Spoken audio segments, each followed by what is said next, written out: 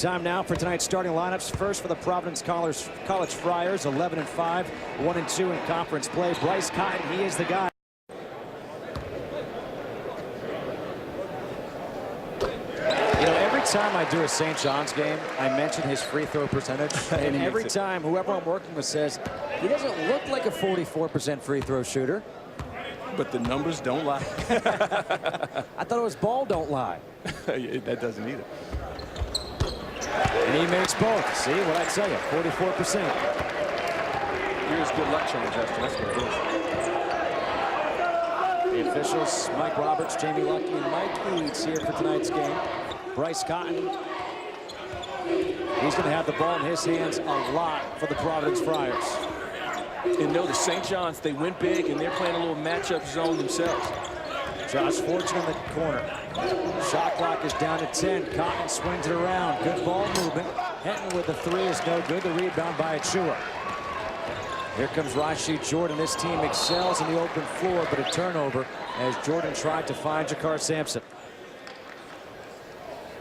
That was a problem for St. John's in a loss against DePaul, as they lost on Tuesday night, committing far too many turnovers, 13 turnovers in that game.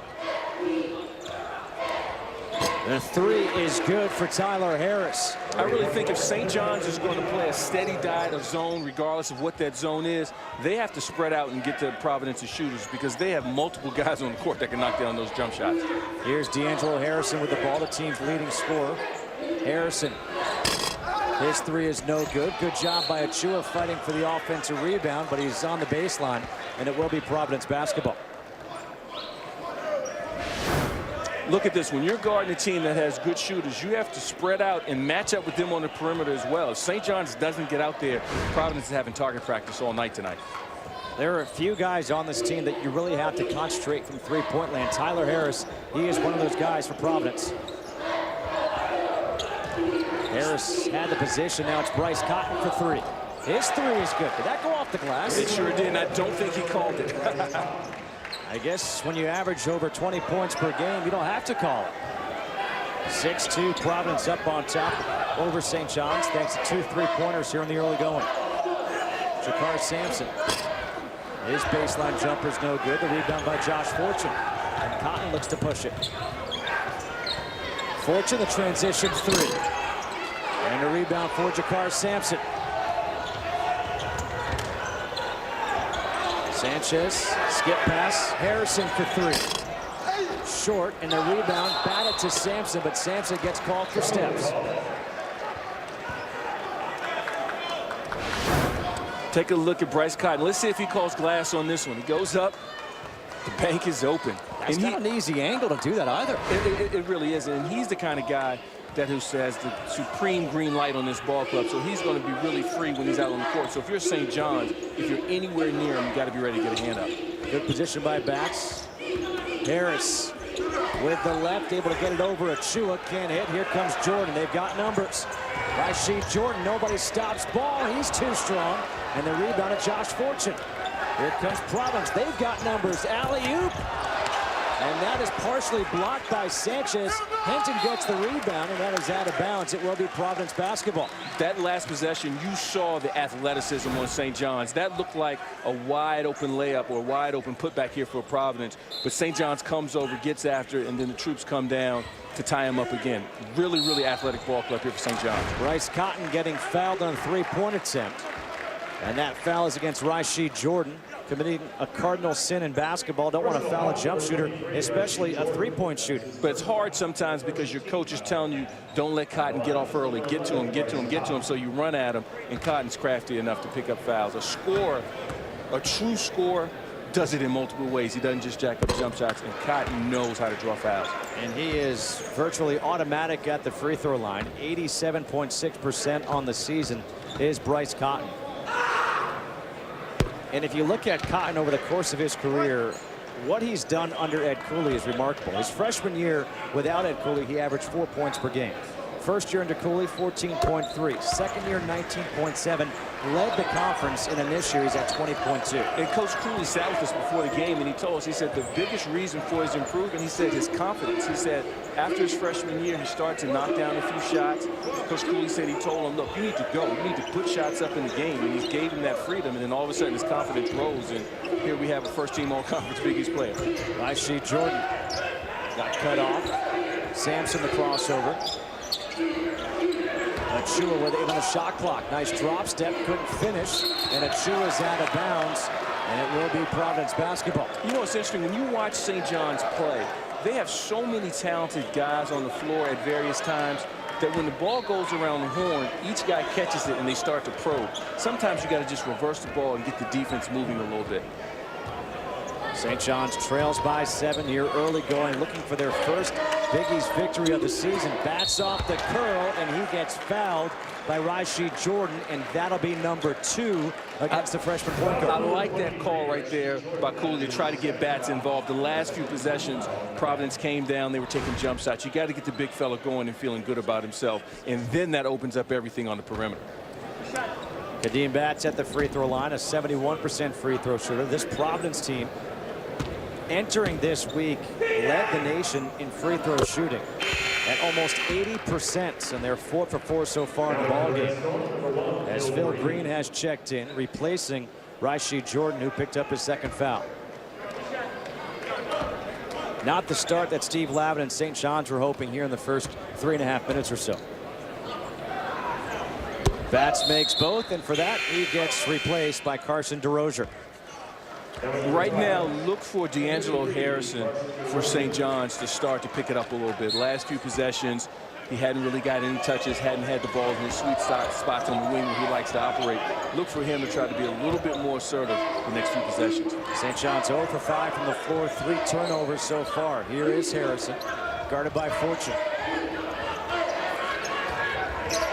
Sanchez, a big man with a good handle, forces up the shot. Here's Bryce Cotton after the air ball.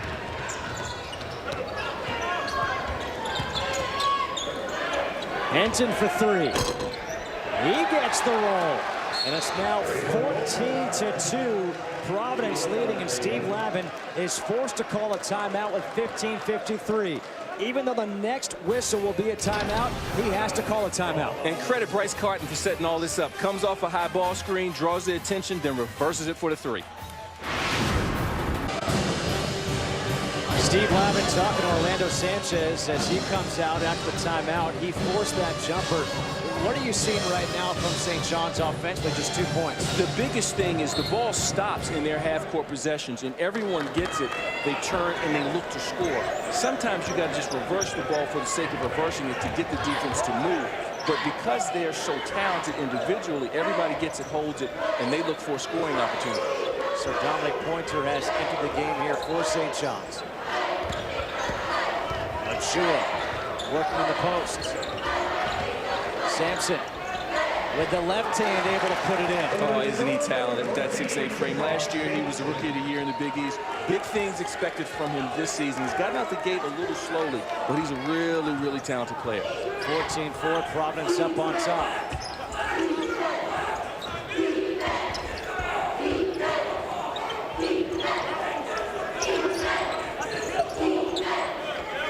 Fortune looking for Cotton. Shot clock down to 10. DeRozier, the elbow jumper. Literally the elbow jumper. You see his elbow out on the jumper? Excellent patience that time, I thought, by Providence. They ran a little flex offense. They just kept turning St. John's over and turning St. John's over until they found a chink in the armor. Not a good start here for the Red Storm. 1 of 7 from the floor, 3 turnovers, and they trail by 12.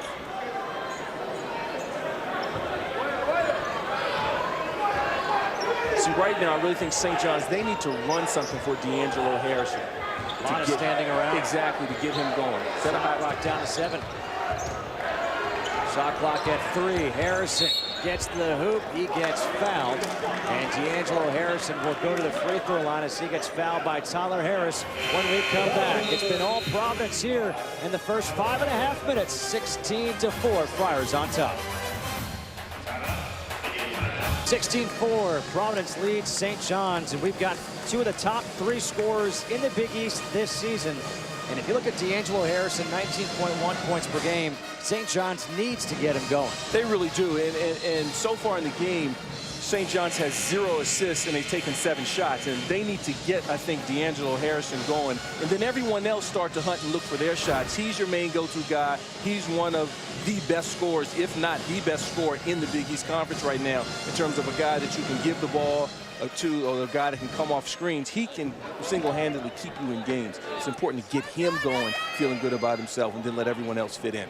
D'Angelo Harrison at the free throw line, an 84.3% free throw shooter on the season. What I love is those 3 guys that we just showed you, Harrison, Cotton, and of course McDermott. They're all great scorers. They're all great free throw shooters. Well, and to be a great scorer, usually you have to be able to make free throws because the hitman's on you every single night. You're going to get fouled, and the way to boost that number up is go to the free throw line and knock down shots. And late in games, you're going to have the ball in your hand when teams are coming after you. D'Angelo Harrison, he had 22 points against Villanova a couple games ago. He went 13 of 14 from the free throw line. That's where he got the majority of his points as he gets his first 2 points of the night at the line. Scorers don't care where their points come from, Justin. It can come from the free throw line. It can come from the locker room as long as they get them. Josh Fortune off to LaDante Henson. Chris Obekba's in for the first time here for St. John's, a shot blocker, and Cotton gets it over everybody. DeRozier the rebound. He got fouled. He'll head to the free throw line. If DeRozier can do just that for Providence, that can bode well for them grabbing some wins in conference. He doesn't have to be excellent. He doesn't have to be special. But do this. Hang around the basket when Cotton penetrates. Have your hands ready, get in the right position, and be ready to offensive rebound. Carson DeRozier, a 7-footer, transferred from Wake Forest. The foul was called against her Dominic Pointer. That was his first and the team's 3rd. And DeRozier out of Windham, Massachusetts, averaging just about 4 points and 5 rebounds per game. Kadeem Batts comes back in, replacing Tyler Harris. So now Providence goes big with both Batts and DeRozier on the floor.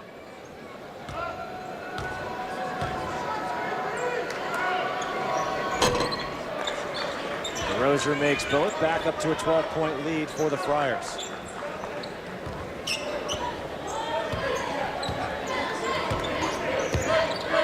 Harrison picked up by Fortune. Look at how far off LaDante Henson is playing for Dominic Pointer. Daring him to shoot. Obekba against DeRozier. Obekba with the left hand, no good. The rebound comes back out to Pointer. Sampson, little step through, has it blocked by DeRozier. Here comes Providence.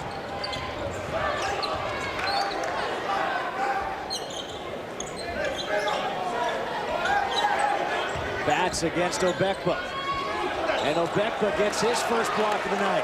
Averages over 4 per game. He is a premier shot blocker in the country.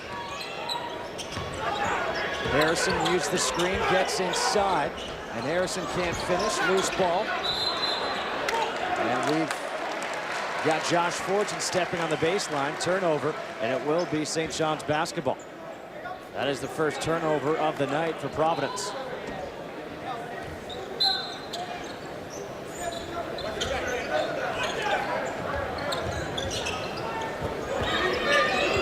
Harrison doesn't use the screen.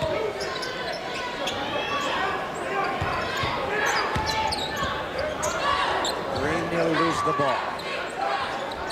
Sampson against Batts. Spin move. Sampson puts it up, gets the roll and the foul. That's just a big-time one-on-one move. They gave it to Sampson on the baseline, isolated him, and just let him go to work. He's too long and too athletic. You have to think about sending help. You see him right there on the baseline, spins back, comes middle.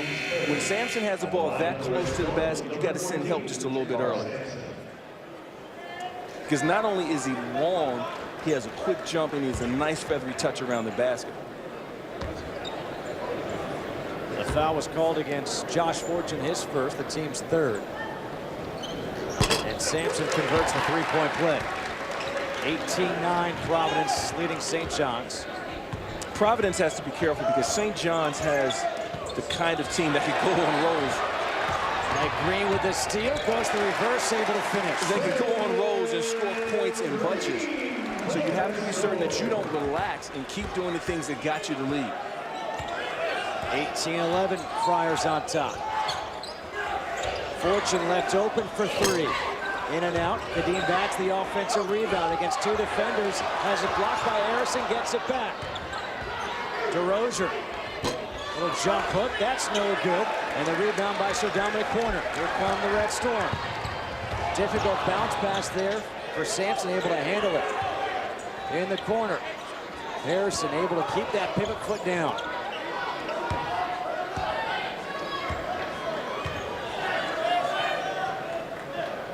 St. John slowing it down, setting up their offense. Shot clock is down to 10. Pointer against DeRozier. Shot clock at 5. You have to send help. Shot is no good. The rebound by Tyler Harris.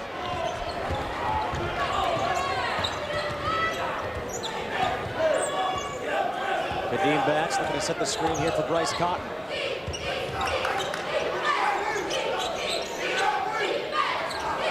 Batts goes right by Obekpa, but loose it out of bounds. Third turnover here for Providence. St. John's getting back in it with tough defense. Phil Green gets the steal and gets all the way to the rack for the easy deuce.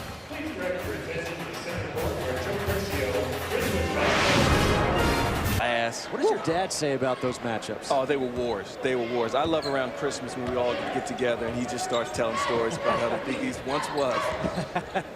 That I would pay money to sit down and listen to. Obekpa puts it on the floor. Into the game for the first time is Jamal Branch. Now with the ball here for St. John's. Jakar Sampson, the jumper. That's no good. And DeRozier bats it into the hands of Josh Fortune. That was a good possession, I thought, by St. John's. The ball moved, multiple guys touched it, and the right guy got the shot in his comfortable area. The shot just didn't go in. Providence, no field goals the last 4 minutes. Well, don't worry about that anymore. It's Bryce Cotton off a nice feed from Carson DeRozier. When you're guarding Bryce Cotton, you always have to have your antenna up, because if he has the ball or not, it's coming back to him some kind of way. A steal, and now Cotton could not handle it. As it's St. John's with the ball back again. Branch right into Harris, and that gets blocked. Here comes Cotton. They've got numbers. Cotton throws it up. Kadeem Batts, he's going to get fouled here by Phil Green. A little helter-skelter here between these two teams. Look, DeRozier, Cotton's going back door. You got to stay body to body on him because they're coming to him some kind of way. But then DeRozier coming up big in the middle, clogging up the middle, and getting help from his teammate there. Tyler Harris, which leads to their transition baskets. And I thought the last possession with Batts running the floor, following in behind Cotton, is why he's at the free throw line right now. He didn't concede that last layup. Batts cannot hit the free throw. A couple of substitutions now for the Red Storm. Max Hooper in for the first time. He's a three-point shooter. And Orlando Sanchez has returned. If you're St. John's, you might even consider pressing a little bit, extending your defense. Providence has a short bench. They only go 7 deep. They'll play 8 if they have to. St. John's can go 10-11 with ease. You may want to push the pace, push the tempo, and see if it can start to wear down Cotton as well as Batts. 10-point lead for the Friars.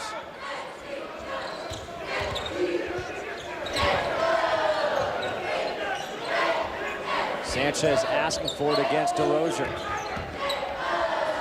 Sanchez, nice move underneath, strong take against the much taller Carson DeRozier. Everyone that DeRozier's guarding, they're going to pop out to that short corner and try to go after him. We saw Sampson do the same thing. Fortune picked up by Pointer.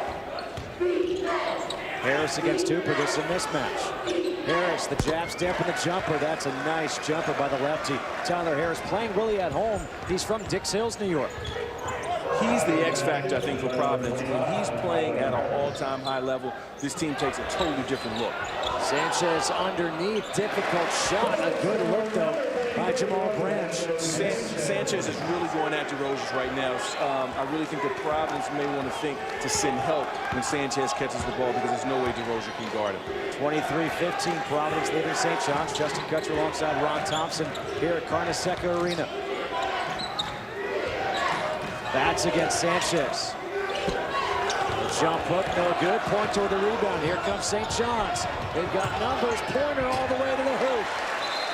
And now a timeout is called by Ed Cooley in Providence.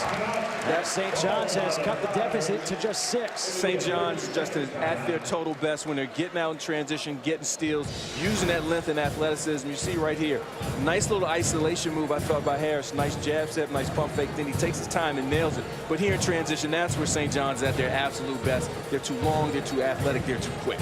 All 6 field goals for St. John's have been in the paint as they now trail 23-17, 8:34 to go. Justin, you can use your transition game if your half-court offense is sputtering and you're not executing as crisply as you want. If you pick up the pressure defensively, get some deflections, get some steals, get out in transition, get some easy points that way, and then that now starts to help your half-court offense because your confidence is that much higher. Well, don't forget, coming up next year, Fox College Hoops, it's Arizona State against #1 Arizona right here on Fox Sports 1. Gus Johnson, Bill Raftery, they'll be out there in the desert calling that rivalry game. And Arizona, I don't know about you, but they are #1 in the country, and I think they are the clear #1 team in the country. When I watch them, I see a team with depth, and you usually think of depth on the offensive end, they get after it defensively too. They are a lot of fun to watch, the Arizona Wildcats. Out of the timeout, what does Providence run? Harris gets free underneath, got it, and the bucket. They got Dominic Porter on the baseline. He just steamrolled one of the Providence Flyers. Good ball movement, and again, another flex cut by Providence. They're having a lot of success with that look as they're running Tyler Harris off the baseline. So they count the bucket. They're going to count the bucket, they said. And there's a foul off the ball on Sir Dominic Pointer. And that will be #2 against Pointer and the 5th against St. John's. The foul was not on the shooter, as you were saying. And now Steve Lavin wants an explanation.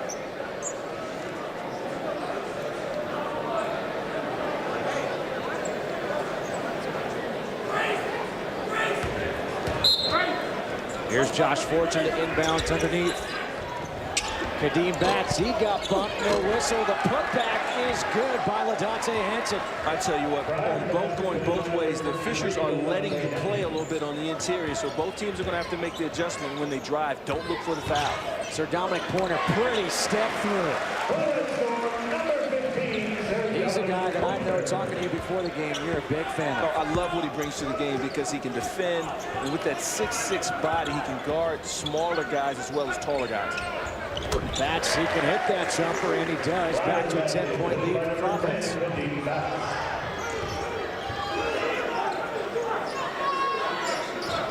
Hooper, the shooter, and you can see Cooley saying, don't let him free.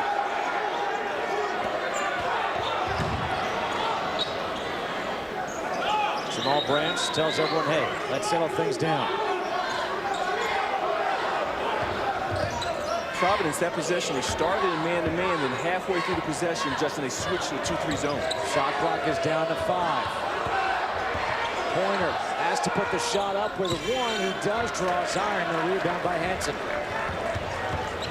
Good job by Providence that time, changing up their defense, fooling St. John's.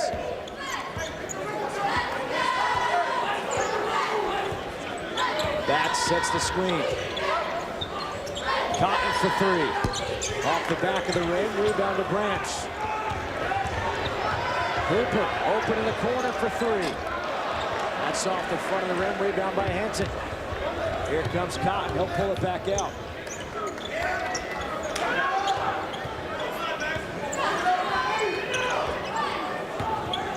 Harris trying to get it back to Bryce Cotton. Finally does. Under 6.5 to play here in the first half. 10-point lead for the Flyers.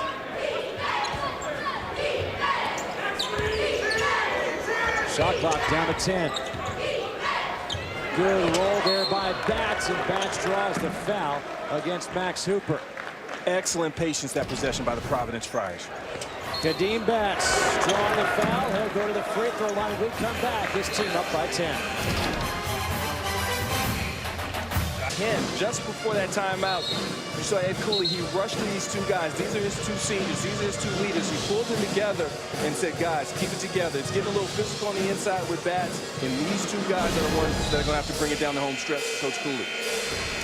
As we take a look at our game summary, Bryce Cotton leading the way here for the Friars, 8 points. He's also got 4 assists for St. John's. Jakar Sampson, 5 points. He leads the way for them, but 6 field goals in the paint. 6 of the 7 field goals for St. John's have come in the paint. We have 2 of the best coaches to talk to in all of college basketball here tonight at Carnesecca. You know why? Because they're so brutally honest. Yes, I love it. They'll tell you what the game plan is. They're not hiding anything. If they're excited about something, you see it, you feel it. But conversely, if they're upset at something, you see it and feel it as well. Bats at the free throw line, makes the first. He's now 4 for 5 at the line with 6 points. Bats is the guy that's really improved his game over his career so far. You know, his first year as a role player, had a breakout season last year, and here in his junior season, I mean, he's just evolved his game from just a banger kind of a guy to a guy that has some offensive skills as well. Providence comes out here in a 2-3 zone. 6 minutes to play here in the first half. Green against Cotton. Sir Dominic Pointer lost it off his own leg. A loose ball comes from the hand of Kadeem Bats. 4th turnover here for the Red Storm.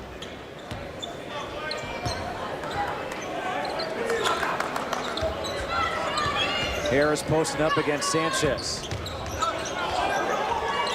Bats from 15. Can't get the roll. The rebound going up high is Henton. And it's picked up here by Green. Now Pointer. And Pointer gets bumped by Bryce Cotton. That'll be the first foul against Cotton as he took a shot to the eye.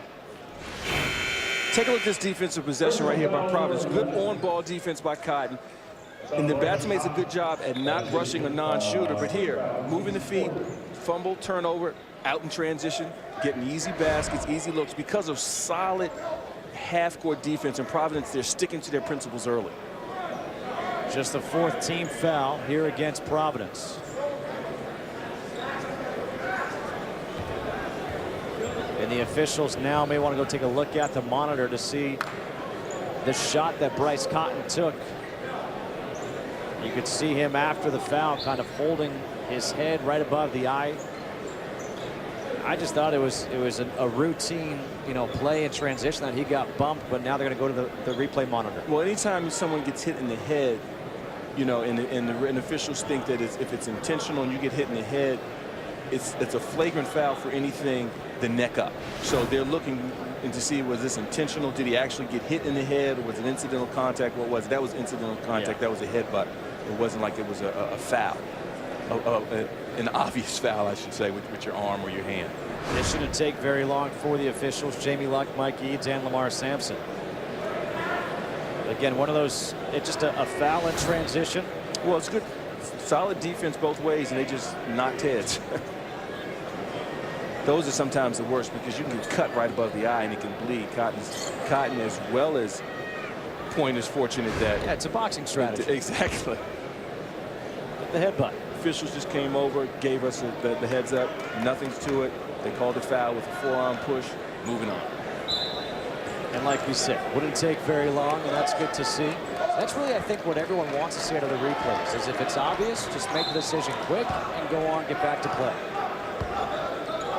31-19, Providence leading St. John's here in the first half. The Friars 1-2 in conference play. They had a long layoff. Played last Wednesday against Georgetown when they won 70-52. Sanchez, the pump fake, finds Harrison. Harrison, the jumper. He can't get the roll. Obeck with the offensive rebound, the putback, and he may have gotten away with a push-off against LaDontae Henson.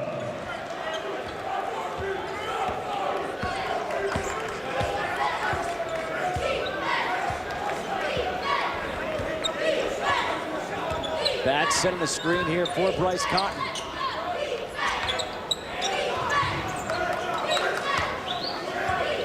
Green, a good defender. Again, it's Bats with the screen, little pick and roll. Thought about a travel, and it was a travel. Fifth turnover now for Providence, yet they lead by 10. Nice idea by Batts, but he moved the puppies just a little too much on that isolation at the top of the key. St. John's, they're going to see that high ball screen with Batts and Cotton all night long, especially when the clock starts to wind down. Watch Fortune guarding Harrison. He's just face guarding him. They've done a good job at limiting Harrison's shot attempts so far in this game. Only 2 points so far.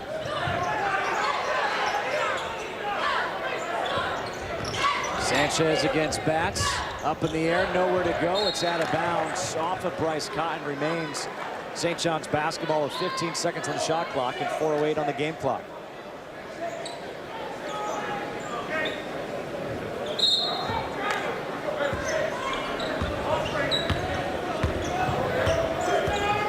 Right now, Providence in a boxing one on Andrew Harrison. 4 guys in the box, and Fortune following Harrison all over the place. Shot clock at 2. Green has to put it up. Can't hit. Batts with a good rebound. That was a grown man rebound. Fifth-year senior. Showing it right there. Now Cotton for 3. That's in and out. DeRosa, the offensive rebound. He pulls it out. Batts, good feed from Cotton, and he gets fouled. And he'll be going to the free throw line when we come back. 31-21. Providence leading St. John's. 3:39 to play in the first half at Carnesecca Arena. What's the best thing about having Donato? What's that? He's a BU guy as well, a fellow Terrier. They're everywhere. Well, how about the shooting or lack thereof so far in this game? Well, they're struggling large in part because there's not a lot of ball movement. If you take a look, a lot of these are one-on-one plays, one-pass shot. Multiple guys aren't touching the ball in the half court, and it's not going from side to side. And then most of these shots are being taken by the wrong guys. I really think you have to get Harrison going, get him in a comfortable flow. But credit the job that Providence has done. They've mixed their defenses when they go man-to-man. They face guard Harrison. They're making it really difficult, so some other guys for St. John's have had to take a little bit, probably more shots than they normally would. Now their team's shooting the ball very well. Providence 9 of 24. St. John's 8 for 24. The difference, though, is that Providence 10 for 11 at the free throw line. Now 11 for 12. So and that was lived up to their billing as being the best free throw shooting team in the country. And that was an area that Steve Lavin expressed to us before the game that he was concerned. He wanted to win the free throw game, whether it's staying out of foul trouble, get to the free throw line, making free throws themselves, and also the rebounding area as well. And right now, Providence has the edge in both. Back up to a 12-point lead here for the Friars. And they've mixed up their defense again. 2-3 out of the timeout. Jakar Sampson on the baseline, gets the hoop. Good elevation as he's able to put it in. And Jakar Sampson now has 7 on the night. He leads the way for St. John's. He can get it going as well. You see, he's best along that baseline. When he drove that time, his forearm was above the rim. I used to be able to jump like that. I think. Never. Do I have to ask your brother to see if that's true? Don't ask him. Neither one of us could jump. Fortune for 3. No good. The rebound by Achua. Green had his man backpedaling, goes to the finger roll, can't get the roll. Loose ball, jump ball. Nothing there, just good, strong physical play. I believe it's a jump ball. The possession arrow should go to Providence. And this is just good old-fashioned Big East basketball here. You see Achua going in there strong, which I love. Couldn't totally get a feel on it. Batts comes in. Just Big East basketball right there, baby. Nothing more, nothing less. So 10-point lead here for Providence. 2:40 to play in the first half. Possession arrow, they get it off the jump ball. Years ago, a scuffle like that in the Big East, the officials wouldn't even have stepped in. They would have said, you guys figure that out. It's because they'd be scared to step in a few years ago. Exactly right. Batts again with a screen. Adante Henton for 3. Got it. Largest lead of the game for Providence. 36-23, a 13-point lead. Now Providence switching defense again. Now they're in a 2-3 zone.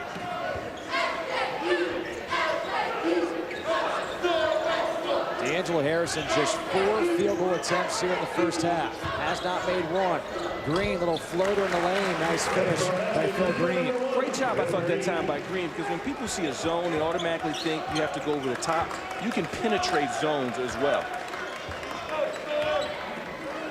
Under 2 to play here in the first half.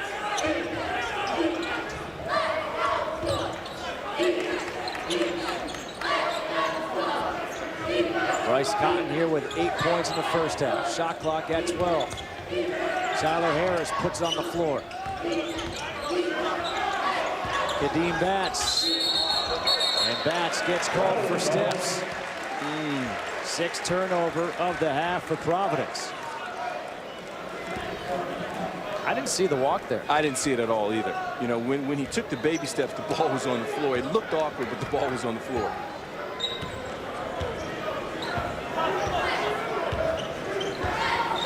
When you see a 2-3 zone, attack the middle, that Big East area with a pass or with a dribble. Sampson, the free throw line jumper. There it is, in the middle of that zone. Sampson got there with the dribble. He's such a tough matchup, Sampson. That 6'8", 6'9" frame. He can take the little 15-foot jump shot, but he can handle just well enough to get wherever he needs to get on the floor. He's got 9 points in the first half, leads the way for the Red Storm. Fortune lost it, stolen by Harrison. Up ahead, Sampson leads it off for Achua. Unselfish play by Jakar Sampson. And now Ed Cooley tells his point guard, hey, settle down. Hold for a cinch with the final shot. About a 3-second difference. Shot clock to game clock. 6-0 run here by St. John's to make it a 7-point game. Watch for Batts to come set a high ball screen for Cotton. Watch Cotton try to go to work. 10 seconds on the shot clock. He waves him off. Yep. Little 1-4 low action. Shot clock at 1. Henson puts it up. No good. The offensive rebound by Batts, and he will not get the shot off in time. 36-29. Providence had their lead as much as 13 in his first half over St. John's, but instead they will head to the locker room with a 7-point lead. Don Bell and Austin Crozier are coming up with a halftime report in our LA studio. But at the half, Providence leads St. John's 36-29. We're back here in New York City, 36-29. Providence leads St. John's at the half as we get set to start the second half. And time now for tonight's first half stats brought to you by Jeep. You look at the field goals. Neither team shooting the ball very well, but a big discrepancy. Look at the assists. 8 assists on 10 field goals for Providence, 1 on 12 for St. John's. Hello again, everybody. Justin Kutcher alongside Ron Thompson. And Ron, as you look at those stats, what kind of stands out to you besides the assists for St. John's? Well, coming into the game, Lavin told us just before the game that it was important for him to get to the free throw line, win that battle. They're not doing that. And he also wanted to win the rebounding battle, which they've struggled. But all that being said, they're only down 7 points. So if they turn any of those areas around just a little bit, they could be winning this game. So that's the positive. That's what he told those guys in the locker room at half. How about on the flip side for Providence? If you're Providence in tonight's game, fatigue would concern me if I'm Ed Cooley. In the first half, he only played 6 guys. And conversely, St. John's played 10. Is St. John's pressure, is their intensity, is the pace that St. John's likes to play at for 40 minutes, will that wear his guys down? And will they be as efficient offensively as well as defensively, because they did a good job on Harrison in the second half as they did in the first? Ed Cooley only played 6 guys, but good balanced scoring here for Providence. You just saw that. The leading scorer, Kadeem Batts, with 9 points, 2 guys with 8, 1 with 7. St. John's in desperate need of a conference win. 0-4 in Big East play. And St. John's this year has been a better second half team than they had been a first half team. And they got to hope that that trend will continue here tonight. Without a doubt. And usually, you know, they take the first half to try to feel you out, to figure out what they need to do. I think individually guys try to get themselves going, but in the second half, they usually settle down, and then it's the Harrison show. D'Angelo Harrison will inbound directly in front of us. Rashid Jordan, who is on the bench for most of that first half with 2 early fouls. He is back out there to start this second half. Harrison, his first field goal attempt is no good. He's now 0 for 5 from the floor in the ball game. But that's a good sign, I think, for St. John's. Go at him early. Try to get him off his mark early to get him going well in the second half. Kadeem Batts sets the screen.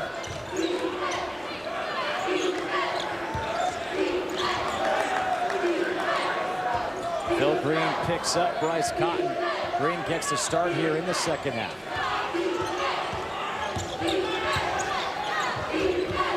Henson, shot clock down to 3. The kick out, shot clock at 2. Cotton has to put it up with 1. And that does draw the iron. Now a loose ball. Rashid Jordan able to pick it up, get it to Sampson. Harrison waiting, he's open. Finds Jordan underneath, good ball movement, and there's assist number 2 on the night for St. John's. Excellent ball movement, that possession by St. John's. No one held on to it. It was hot potato until they found the open man. 5-point ball game. Providence leading St. John's. An 8-0 run by the Red Storm going back to that first half. Tyler Harris, offensive foul, lowered the shoulder into Orlando Sanchez. Second foul against Harris. All game long, I keep saying if St. John's will move the ball quickly, don't let the ball stick, you'll get very good shots. That possession, 4 guys touched it. No one held on to it for a second looking for a move. Rashid Jordan, let's see if he can continue to try to penetrate here in this second half and create some opportunities for his teammates. Sampson against Harris. Harris with those 2 fouls. Sampson with the left hand puts it in. Jakar Sampson, he's got 13 points. And 9 of his 13 points have come operating out of that short corner. And at some point, Providence is going to have to make an adjustment and possibly think of running someone at him when he catches it. 3-point ball game thanks to this 10-0 run by St. John's.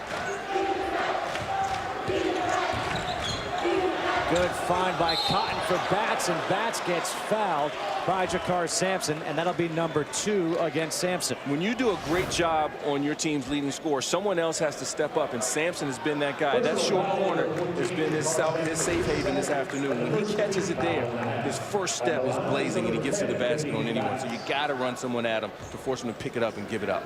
Kadeem Batts has 9 points on the night. 7 of those 9 have come at the free throw line. He's now 8 for 9 at the line on the night. And that's the first point of the half here for Providence. Snaps that 10-0 St. John's run. I don't know about you, but I love seeing good free throw shooting. We just don't see it enough anymore in not just college basketball, but NBA. You know, it's a skill that I think people don't work on as much as they used to. In a lot of schools, they use it at the end of the practice. Like, all right, guys, practice is over, shoot some free throws, as opposed to using it during the heart of your practice and putting emphasis on it. Good offensive rebound by Green. Fresh 35 here for St. John's. Providence back in this 2-3 zone. Good skip pass. Green in the corner for 3. Long. Rashid Jordan there with the offensive rebound. He gets it swatted by Batts. Bryce Cotton back the other way.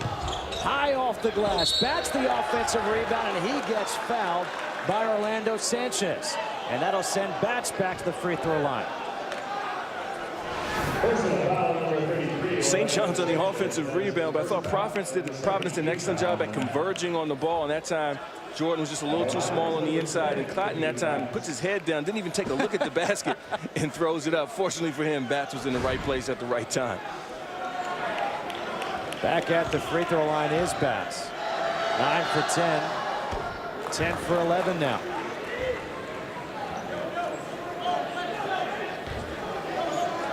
All the points here in the second half so far for Providence coming at the free throw line, courtesy of Kadeem Batts.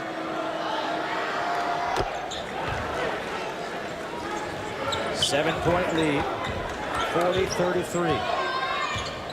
And here's Providence showing some full court press. Rashid Jordan breaks it easily. Sanchez with the finish and the foul. When a team presses you and you attack it to score, that's the best thing, because you make them pay for pressuring you. Providence extends the defense, and St. John's does a wise thing. They get it in the teeth of the defense and then go right to the rack for the easy deuce. It happens so quickly, the defense doesn't have time to react. When you see a press, most teams all of a sudden pull it back and they run a press offense. That time, St. John's saw press. They didn't wait. They just went and attacked, and that's what you do. And I bet you Providence gets out of that press and gets back in half-court defense. Orlando Sanchez trying to convert the three-point play. He gets the roll. Sanchez, a great free throw shooter on the season, 87.5. It's a 4-point game. Sanchez has 7 points on the evening.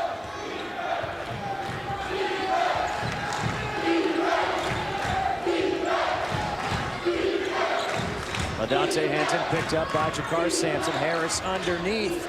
Great position there by Harris coming off some screens. Well, Providence has had a lot of good fortune running that flex cut action along the baseline tonight. Sanchez puts it on the floor, attacks the hoop aggressively. He gets fouled. And the foul is going to be on the floor, says Lamar Simpson. St. John's early here in the second half making a concerted effort not to settle for jump shots early. Everyone's getting action going towards the basket. That foul was against Batts. That is his third. It is a non-shooting foul. At least I thought it was a non-shooting foul. It looked like Simpson said it was on the floor. And it will be a non-shooting foul. It looked like the guys were lining up for a free throw. It really was.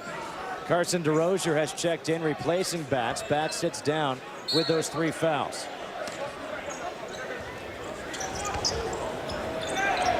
Green having trouble getting it in. Green in the corner. That one rolls in and out. And it's Fortune able to save it to Harris, and now it's out of bounds off of Jordan. And that was very close. Will stay Providence basketball. That was just a prime example of Providence relaxing. 2 guys with 2 casual with the ball. You have to be a little bit more aggressive with the ball. Fortune just flips it that time to Harris. Harris didn't, took his eyes off of it. On the road, you can't have little mistakes like that. That'll soon catch up with you.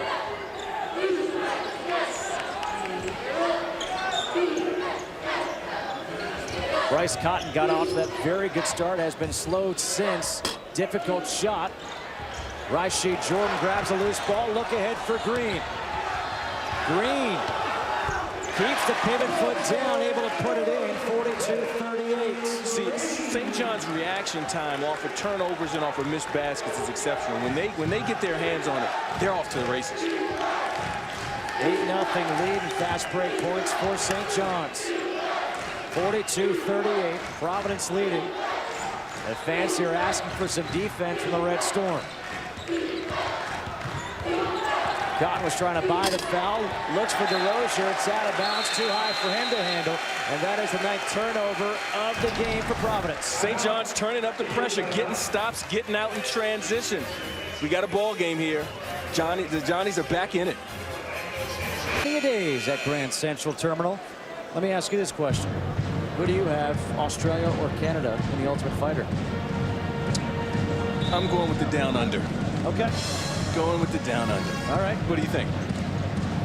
I said this on Saturday. I feel bad having those 2 nations go at it because I've never met a bad person from either country. They're the nicest group of people in the world. That's true. I spent 3 weeks in Australia and couldn't have been treated any better. Here comes St. John's down by 4. 15 of their 16 field goals have come in the paint. Justin Kutcher alongside Ron Thompson here at Carnesecca Arena.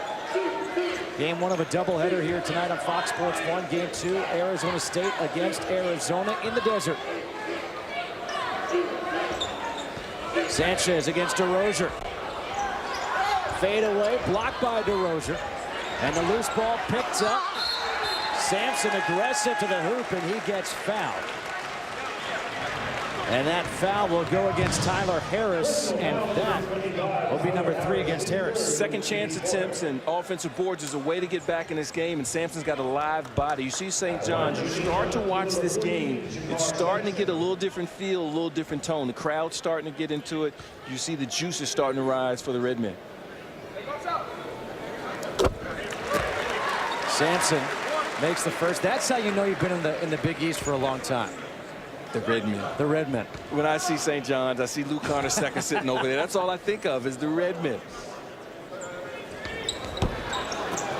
1 for 2 at the line. 3-point ball game.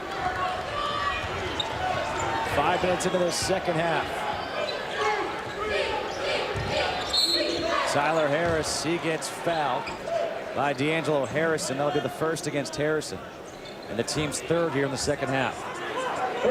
St. John's has done a great job at staying in the thick of things with this game with their leading score at only 2 points. Henton misses using the left, or maybe he should have used the right. Sampson running the floor. Good catch. Harrison for 3.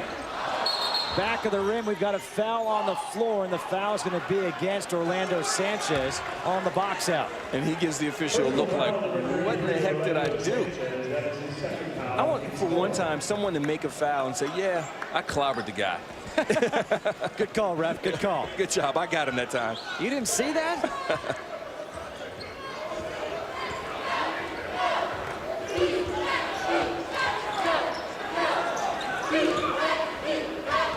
Henson going at Sampson. Again, can't finish from up close.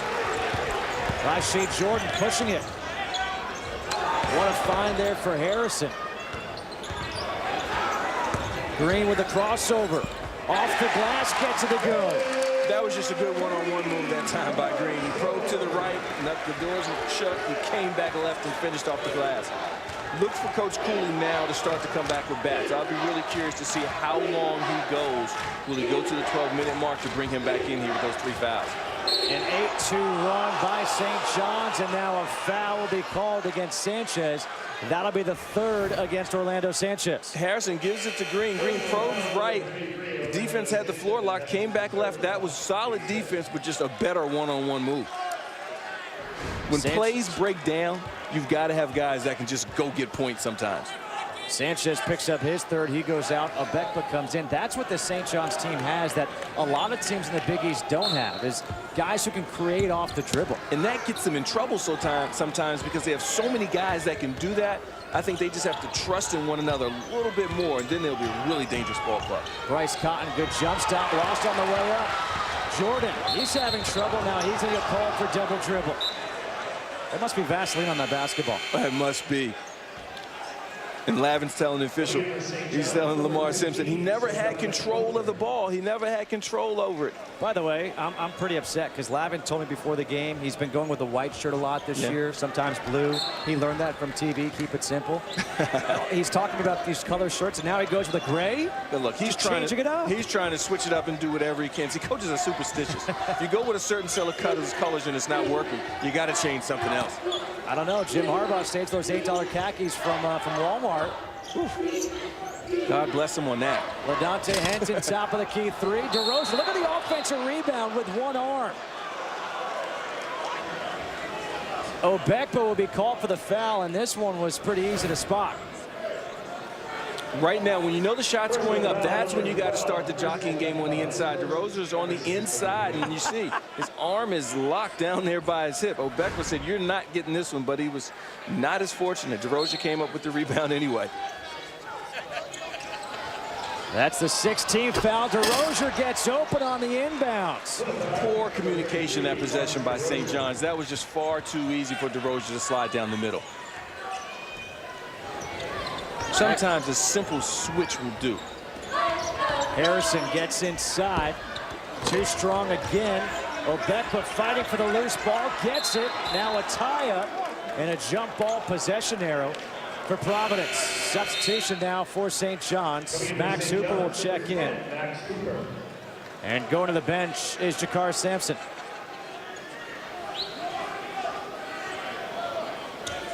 Obekba also goes out. God's gift to Chua comes back in.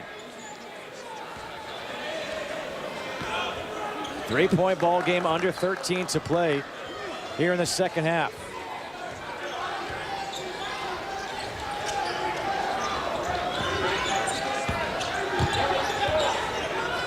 LaDontae Henson for 3. No good. Tyler Harris jumped too early, couldn't get the rebound. Instead, it's Max Hooper with the board. Green, kick out for Harrison, who's trying to find Achua, passed up the 3, and Achua couldn't get there. Achua looked at Harrison and said, take the shot. We're used to you getting your temps up. Don't pass it to me under the rim. Go ahead and take it. But credit Harrison, he's not going well, hasn't been able to find his rhythm. He was trying to make the extra pass. D'Angelo Harrison, 0 from the floor. He was 1 for 12 against Georgetown last Saturday. Finished with 4 points. In the loss for the Red Storm, and there that could have been goaltending as Cotton able to put it in. Here comes St. John's back the other way, and Cotton's got 10. Sir Dominic Pointer attacking the hoop, and he gets fouled by DeRozier. And that's a good foul by the big man. It was, but it was poor defense that time, I thought, by Providence. On a made basket, St. John's almost got a layup. St. John's, they're getting the ball out of bounds quickly on makes. So you got to sprint back. They're treating makes like fast breaks, like missed baskets. Providence has got to get back and get their defense set.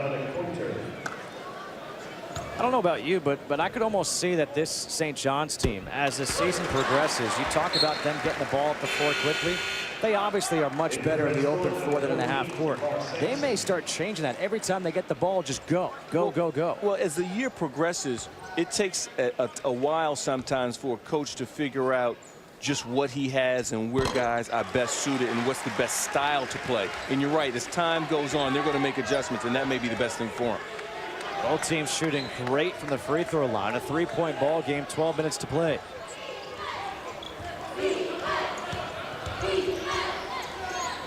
Fortune for three. Short rebound for Green. Look at the Red Storm looking to run. Sir Dominic Pointer. Phil Green for three. And that's over the backboard. Otherwise, that could have tied the ball game. 11:42 to go here in this second half. St. John's making a game of it. They trail by 3. We talked about free throw shooting. Providence led the country coming into this week at 80%. They've improved that tonight. 16 of 17 at the line. And really think about it, 6 fouls for St. John's, 11:42 to go. They're going to be shooting free throws the rest of this game. And that's key, but for them to take advantage of that free throw line, they have to start to have solid possessions in the half court. And St. John's has turned up their defensive intensity, and Providence hasn't been able to hit that stride, that rhythm that we saw in the first half. Out of the timeout. Let's see what St. John's does. They'll sag back, pick up at half court. Phil Green picking up. Bryce Cotton.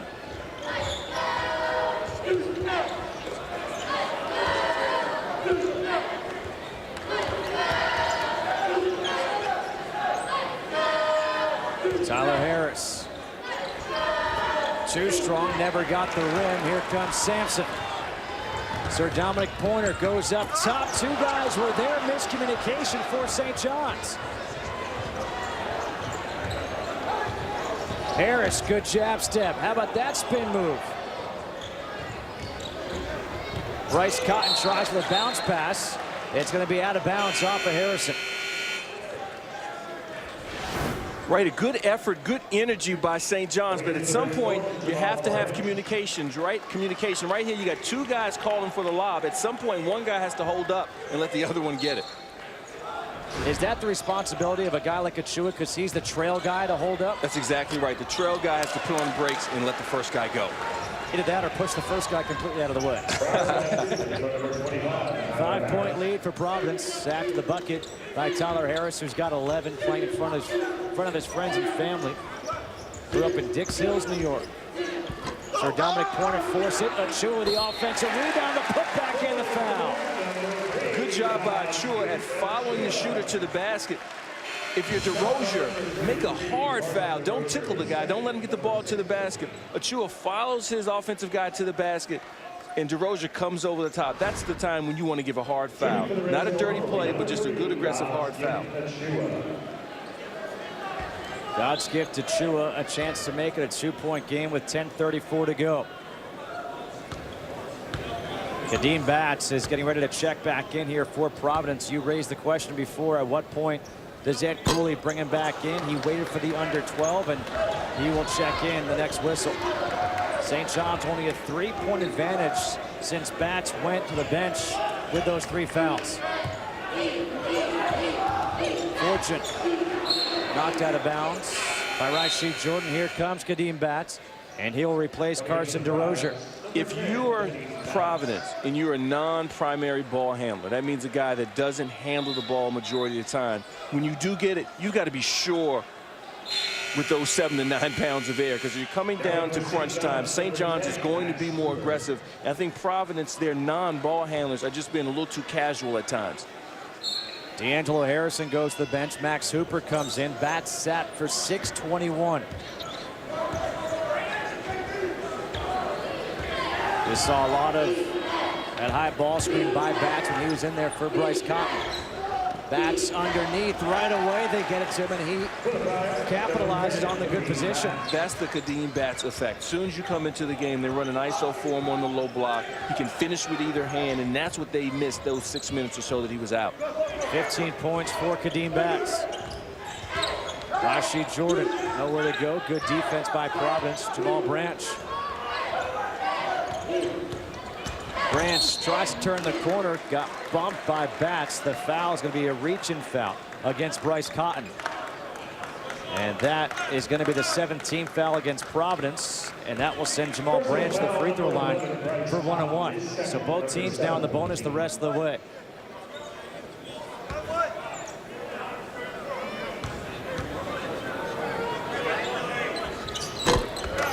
Makes the first substitution, so Dominic Pointer back in for Max Hooper. St. John's back in action on Saturday against the Big Green. And Ed Cooley was the head coach at Fairfield U. The Dartmouth head coach is Paul Cormier, who is also a former head coach at Fairfield U. I actually went to his basketball camp growing up. Get out of here. Yep. You actually played? Was basketball your sport of choice? One of them. What was your other one? Baseball. Gotcha. What position? What do you think? Shortstop. I was just curious. Shortstop. And that was a center in basketball. Yeah, right. That was a bad team. Kadeem Batts for three. That's a bad shot. And it's out of bounds, St. John's basketball. That was a great point. That was a bad shot because he can get that shot at any point in time, and the shot clock wasn't winding down. If the shot clock were winding down, that's a different situation. St. John's, another chance to tie up this game. They've had numerous chances, but they have not hit a three-point field goal yet tonight.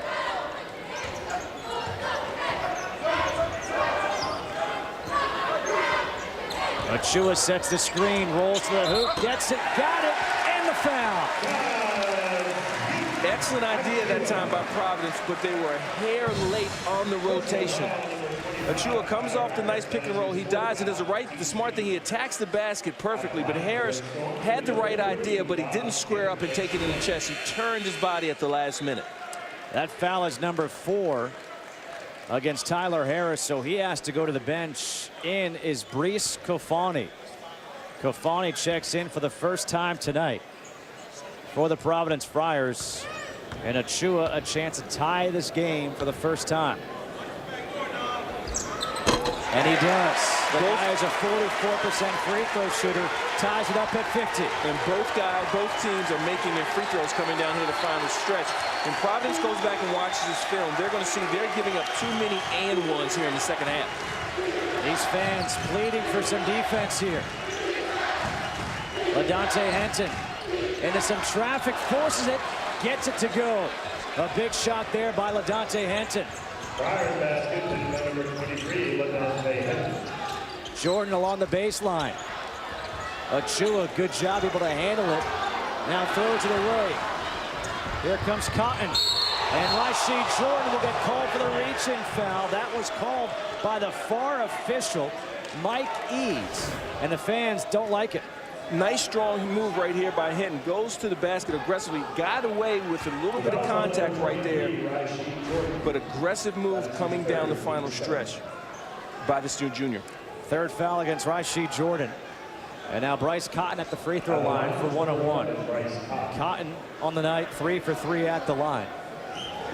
On the season, 87.6% from the free throw line. When you're shooting 80% as a team from the foul line and you're in the nip and tuck ball game, that's major.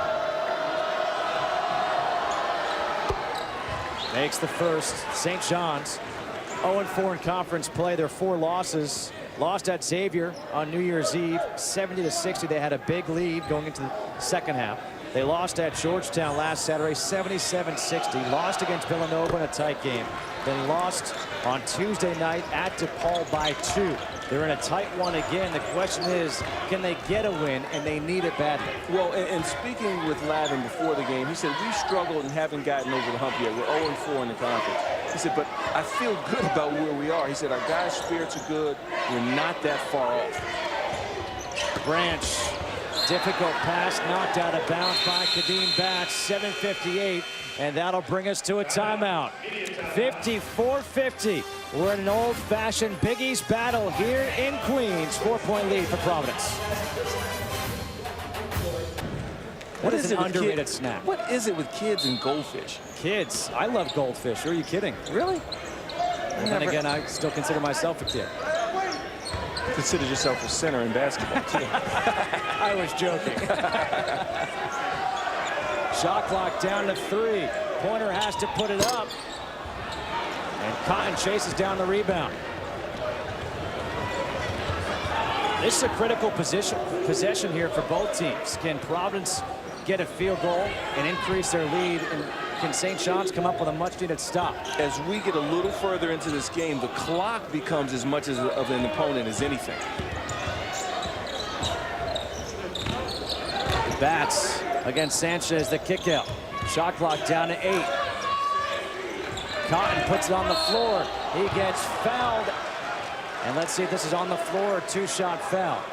This move right here by Cotton is a move by a scorer, not someone that just shoots the ball, because he baited St. John's into drawing that foul. He was running out of real estate there on the baseline and just knew he had to draw some kind of contact to get to the free throw line, or it would have been a dead possession. The foul was against Jamal Branch, his first, team's 8th. It is a 2-shot foul as Cotton makes the first. Phil Green will check back in, replacing Jamal Branch. And you talk about how he kind of baited the defense into that foul. Reminds me a little bit of Kemba Walker his last year at UConn. Kemba was one of the best at it because he was so herky-jerky, and you had to respect everything that he did. You had to respect the pump fake, you had to respect the jab, because if you didn't, he could hurt you with it, and Cotton is made from the same mold. 6-point Providence lead. If I'm Providence, I'm still leery of D'Angelo Harrison. He's only scored 2 points, but he's capable of getting on a roll.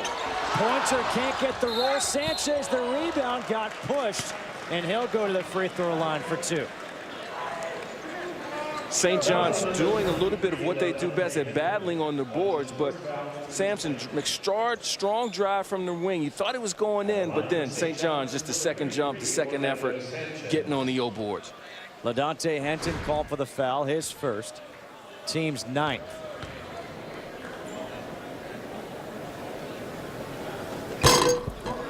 A rare miss at the free throw line for either team, as Tyler Harris will check back in. Harris comes back with those 4 fouls. Brees Kofani goes to the bench. Sanchez, a guy who was heavily recruited by Ed Cooley. As a matter of fact, Cooley told us before the game, man, I wanted that guy so badly. He said he fouled him everywhere to every tournament, thought he was in good with him, and then he chose the Red Storm.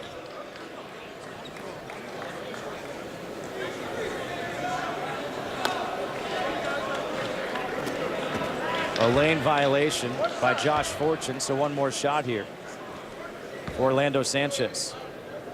Sanchez had 11-5 against DePaul. That was really his first good game of the new year as he capitalizes, hits the free throw. 56-51. Under 7 to play here at Carnesecca Arena. Justin Kutcher alongside Ron Thompson on Fox Sports 1.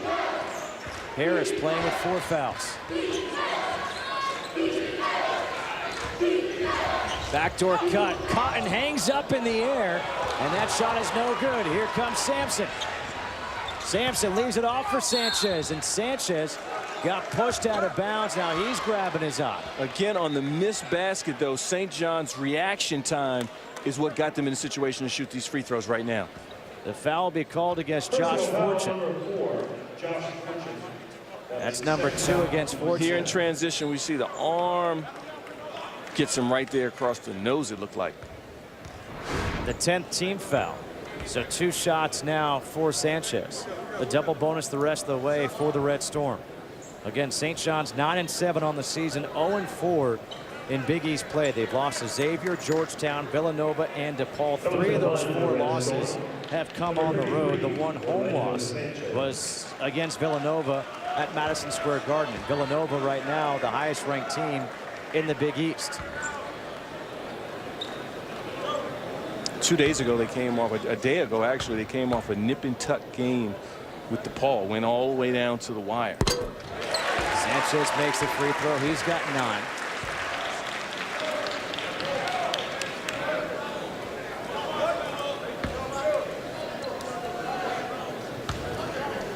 You know, coming into this game, Providence has a 7-8 day break. And then St. John's, they have 1 day of prep to get ready. And they took a charter back, got home at 4 in the morning yesterday.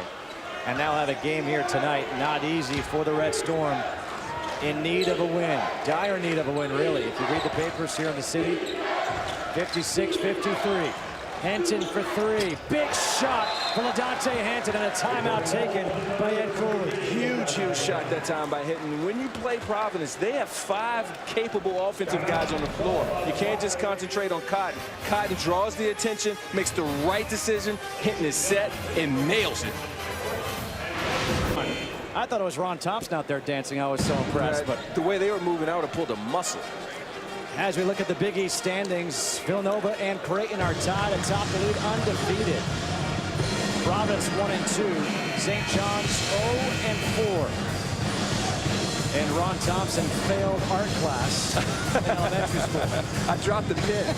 How do you drop the pen? If you look at both of those teams and you look at the standings, tons of teams in the Big East in the middle of the pack with 2 and 3 losses. Both of these ball clubs, if they start to grab a few wins, they can go from the bottom to the middle to upper part overnight. 6-point lead for Providence. Phil Green, Orlando Sanchez, D'Angelo Harrison, Jakar Sampson. Enter Dominic Pointer on the floor for the Red Storm. Sanchez kicks out. Sampson up in the air, nowhere to go. Sanchez chases it down. Sampson, the free throw line jumper, gets the roll. Jakar Sampson now with 16 points. And St. John's turning up the pressure, they're dogging the ball full court in the half-court sets. When the ball is passed, you got to meet the ball, square up, and be strong because they're going to start swiping at the ball, going for steals. Bryce Cotton pulls it back out. Back sets the screen. A slip there by Batts, short. Rebound for Sanchez, and he could handle the ball. Leaves it off. Green hangs in the air, got it, and the foul. Great job by Green, recognizing that he had Batts one-on-one on the end, or on the elbow, and he went right at him. St. John's again in transition right here. He sees him one-on-one with Batts, takes it right to him, draws the foul. And that is number 4 against Batts. He goes to the bench, but this is what St. John's does so well. And look at the guys, they're getting into it, getting excited. But that was another three-point play opportunity that Providence has given up. Once Batts committed himself to the foul, cover him up and make sure the ball doesn't get to the basket. They convert the three-point play. It's a one-point ball game. Tyler Harris is back in. He's playing with 4 fouls for Providence. Coming up on 5 minutes to play here in the ball game. 1-point lead for the Friars. Trying to make it back-to-back Big East Conference wins as they beat Georgetown last Wednesday, 70-52. Cotton, nice find for Harris, has it blocked by Sampson, but it's going to be a goaltending. Good job, the trail official all over it. Once the ball hits the basket, backboard, and it's above the rim, you cannot touch it. Excellent pass off the bounce by Cotton. That was with his left hand. Did it hit the backboard before his hand got it? It looked like it did from my angle. You didn't think so? I thought it was clean off live, but I'm going with the official. Of course you are. You're on the good graces with the official. That's right. 3-point lead for Providence. Harrison. He can't get it to fall, but he'll go to the free throw line. Still looking for a field goal. Harrison is so dangerous. You can't forget he's on the floor. He's averaging 20 points a game, though he only has 2. If you're Providence, don't forget he's on the floor. Forget he's on the floor and know that he's capable at rattling off points in bunches. His 2 points have come at the free throw line. They came in the first half. And Harrison makes the first.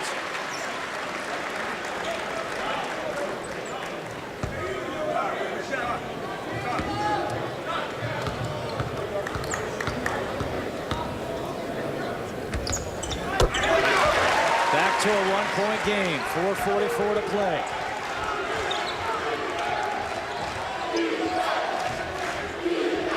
Right around this point in time, it makes you wonder if fatigue starts to set in a little bit for Providence. They've gone 6, 7 guys deep, and now you're at crunch time. Knocked out of bounds by Sampson. Tyler Harris tells Fortune, hey, calm down. We're still good. But I think both of those guys, Fortune as well as Harris, today they've handled the ball loosely. They've got to grab ball strong. You're in crunch time right now. You can't leave it for chance. DeRozier again got open, and this time there is a foul. And the foul is going to be called against Orlando Sanchez. Again, that's the 3rd time on an inbound play when St. John's has gone man-to-man that they've had poor communication, and Providence Friars have gotten layups. Right here, nice little slip screen. Just switch it. If you switch that screen, you're in the right place at the right time. 4th foul against Sanchez. DeRozier at the free throw line. On the season, a 59% free throw shooter. Makes the first.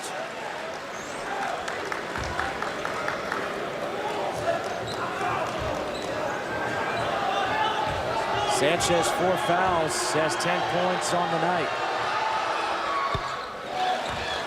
Are we sure DeRozier's a 59% free throw shooter? Makes them both. He's 4 for 4 on the night at the free throw line. Harrison thought about the 3. Pointer does not want the 3 from the corner. Sanchez against DeRozier. Trying to find Sampson, a turnover. Here comes Harris. Dangerous play there by Sanchez. Jump ball possession arrow, St. John's. But that's Sanchez trying to steal the ball with 4 fouls. They get the ball back. 3-point game. St. John's trails Providence. All right, thanks so much. Back here at Kearney second, 3-point lead for Providence, and a costly turnover really by Providence. Great job, I thought, by Harris to get the rebound, but he's not a primary ball handler. Get the rebound and hold up. Look at all your offensive guys. Your teammates are all behind you. You're not a primary ball handler. Get the rebound. Your job is over. Find Cotton, give him the ball, and set up your offense. So you're on the road. You're only up 3 if you're the Providence Friars. Each possession becomes vital. Harris will learn from that. Foul trouble for both teams. Harrison bats for Providence with 4. Sanchez and Jordan. Sanchez has 4. Jordan's got 3. But Phil Green has played predominantly here in the second half because of his defense and his offense as well for St. John's. Harrison gets the screen. Sir Dominic corner picked up by DeRozier. Got to be a mismatch somewhere. And now they switch it back. Harris gets back to Pointer. Harrison to the hoop, got his first field goal. It's not always how much you score, but when you score them, Harrison is somebody you can't forget's on the floor. 1-point lead for Providence. Bryce Cotton for 3. Off the back of the rim, St. John's a chance for the lead. Sir Dominic Pointer, the kick out. Harrison for 3. Off the rim. Sanchez gets the rebound. Harrison for 3. Got it!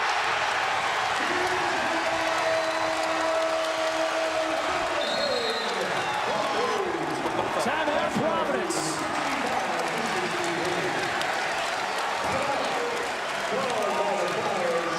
Sometimes you see the end result, but Harrison was able to get to the basket from that nice brush screen by Sanchez, getting just enough to free him up to go baseline. And then right now he takes a shot, doesn't get it, but he stays with it, comes around the horn. Sanchez finds him again, lines up, and nails it. You can't. Boom, he's into it. You gotta love it. He's like, it's been a long time waiting. First St. John's leads. It was 2-0. Harrison has scored the last 7 points for St. John's. He now has 9 on the game.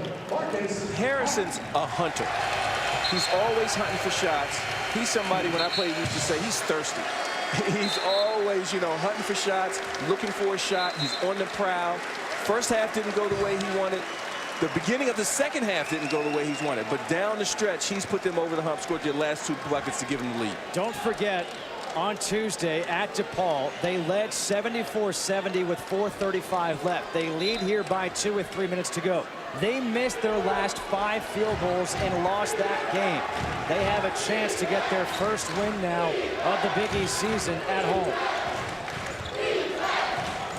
Hinton off the glass. We're tied up at 65.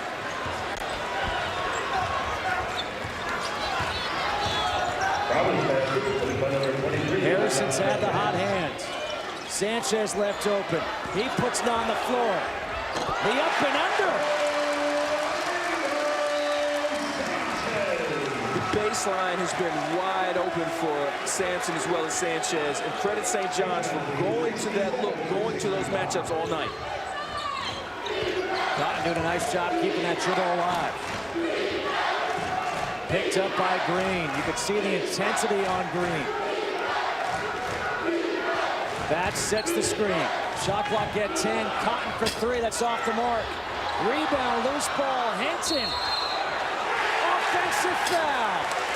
And Ed Cooley can't believe it.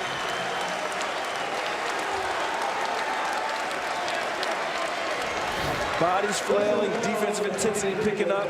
Sanchez slides over. Looks like he was there a little bit late, but he got there. But credit Harrison for drawing 2 guys and then throwing it to Sanchez on the baseline and letting him operate. You know, going back to that foul, I think Ed Cooley has a reason to be upset. You said he slides. I think he was still sliding as the contact was made. That's exactly right. Sanchez, I don't think, got solid and set. He was still moving. 2-point lead for St. John's. 1:45 to play. Sampson sets the screen for Harrison. Harrison gets inside. Offensive foul against Harrison. Consistency. That's what you're looking for from an official. Calls? I don't know about makeup, but if they're calling charges on guys sliding over, you have to be consistent. Batch was there. That wasn't a makeup call. That was a good call. So a chance once again for Providence to tie or take the lead with a 3-pointer. Instead, a timeout is taken right now by St. John's. 1:40 to play. St. John's. If you're St. John's right now, you're up 2. Do you throw a little full-court press on them just to try to cut the clock? You don't have to be that aggressive, but you pick up to make Providence work a little bit to get that ball in their half-court sets. Remember what I said earlier? When you get late in the game and it's a nip-it-tuck game, the clock is as much of an opponent as the guy you're playing. So you have to figure out offensively and defensively, Justin, how to manage that thing. A 2-point lead for St. John's. Ed Cooley talking with his team. Don't forget, coming up next, the #1 team in the country, Arizona, hosting their in-state rival, the Sun Devils of Arizona State. That's coming up next right here on Fox Sports 1. Turns out we've got a good one here at Carnesecca Arena. St. John's, they've climbed all the way back. They trailed by as many as 13 points in the ballgame.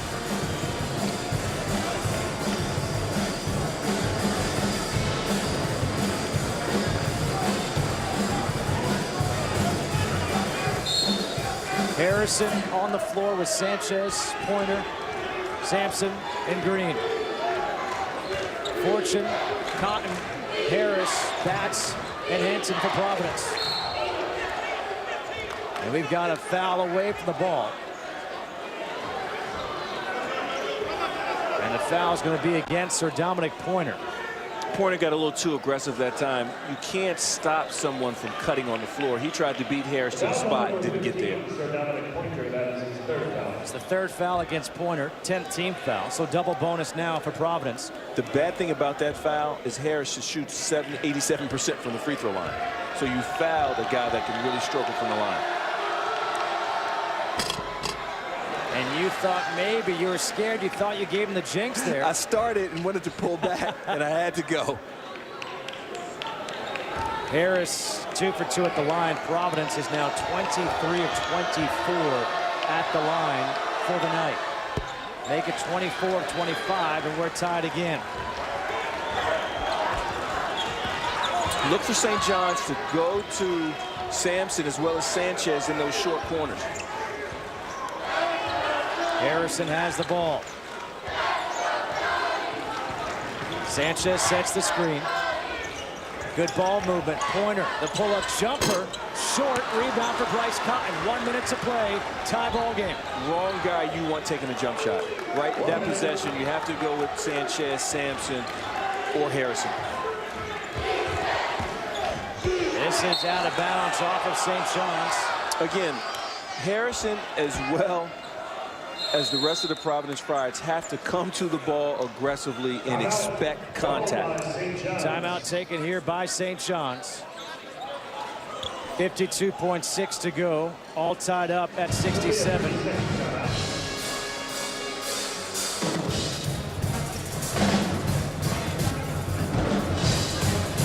Both teams right now, you got coaches calling offensive and defensive sets because sometimes you don't have time you don't get someone's attention where you can break the play. So right now you got both coaches giving scenarios both sides. If we get the ball, we want to look for this. But if they break, we're back in Y defense or X defense. Both coaches are giving 2 and 3 instructions, and you have to have a very cerebral ball club at this point in time on the floor. Both teams with 2 timeouts remaining. Both teams with a double bonus. Possession arrow from Providence. Again, don't forget, coming up right after this, we've got the #1 team in the country, Arizona, hosting Arizona State. Gus and Raph with the call. We've got 52.6 to go here. The second straight game that St. John's has been in a dogfight all the way to the end. They lost at DePaul on Tuesday, 77-75.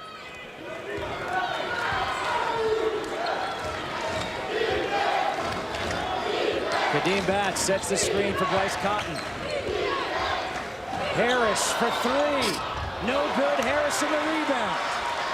Good look. Got a good look. It just didn't fall. Now you have to forget about it and get a stop defensively. St. John's again. Look for Sanchez as well as Sampson with a little pick and pop action in the corners. If not, Harrison's going one-on-one.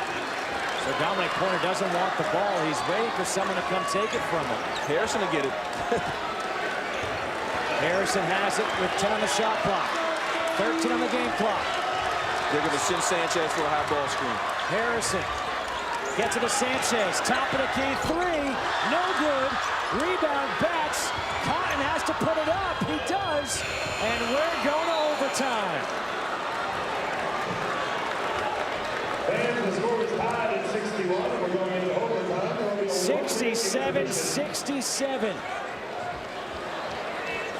If Providence is going to get a road win in conference play, they're going to have to do it in overtime. And if St. John's is going to get their first win of the conference season, they're going to have to do it in overtime. St. John's, they get the look they want with Sanchez at the top. A nice, clean shot here. And right here, Cotton catches it. I don't think he's aware of really how much time is on the clock.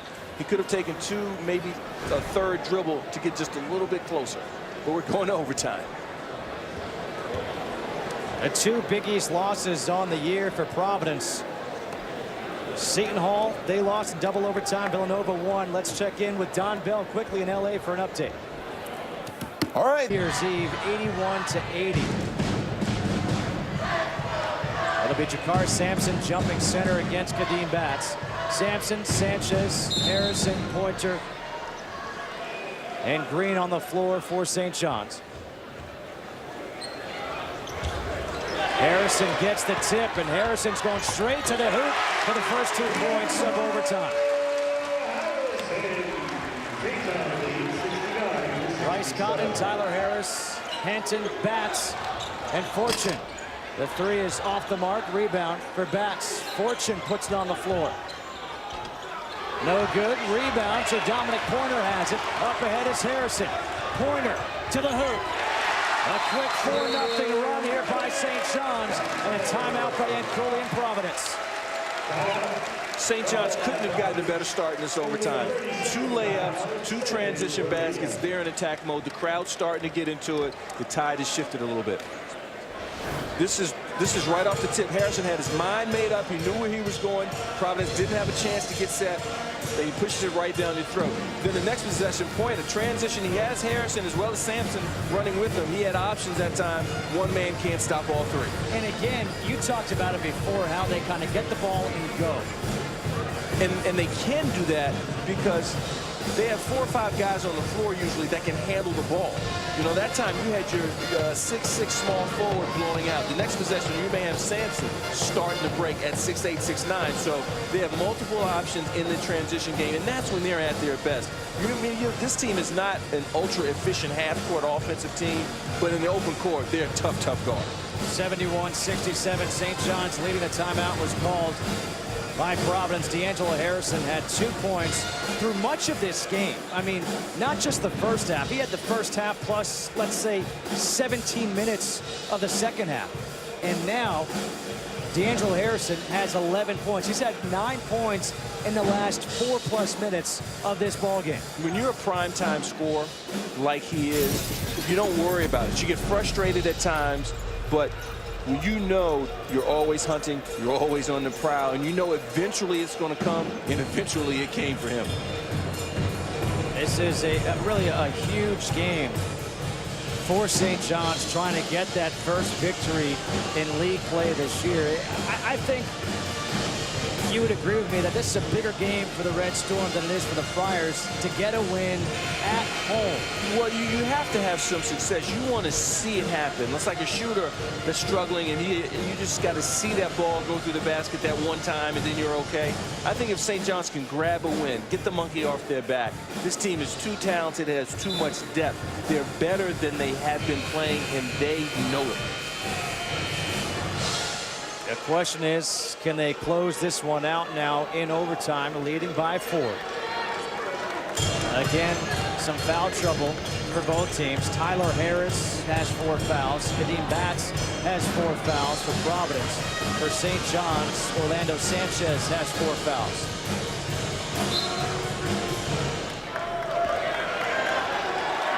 Bryce Cotton, the leading scorer coming into this game for Providence, over 20 points per game, has 14. He had 8 quick ones. Good ball movement. Batts to the hoop and the dunk. That time St. John's, they shifted to a 2-3 zone and left the middle wide open, and Batts just went right down the middle, uncontested. And Sanchez was lucky not to pick up number 5. Now we have a foul away from the ball. This is against Bryce Cotton. St. John's, they're in their zone. Batts does a nice job at sliding right in that Big East area. No one comes up and guards him until it's too late. Take a listen. The rim rattler. Glad we got breakaway rims, I tell you that. There'll be a lot of broken backboards in college basketball. Harrison at the free throw line for 2, makes the first. He's 5 for 5 at the line. And D'Angelo Harrison now has 12 points.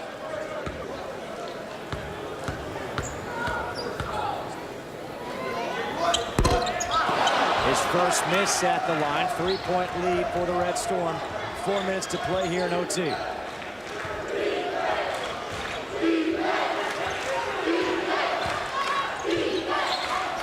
Fortune for 3. Got it, and we're tied up. Another big 3 hit by Josh Fortune. When you watch Fortune, his expression doesn't change the whole game. Offensively, defensively, he just stays even keel.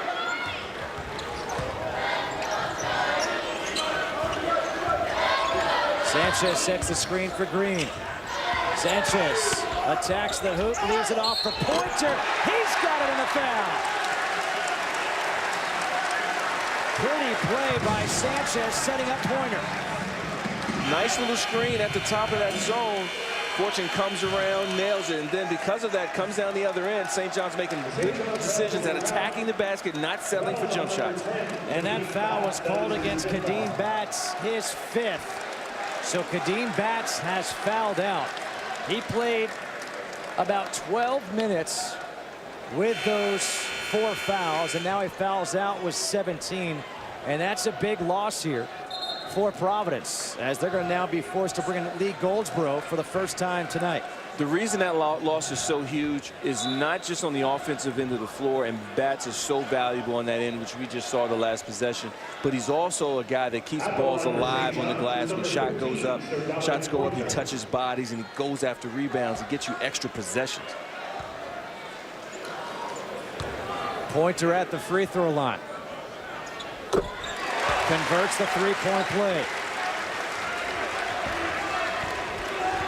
Back up to a 3-point lead for St. John's.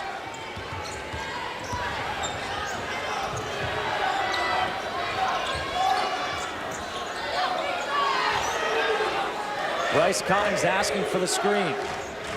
Goldsboro comes to set it. Henson puts it on the floor. He attacks the hoop.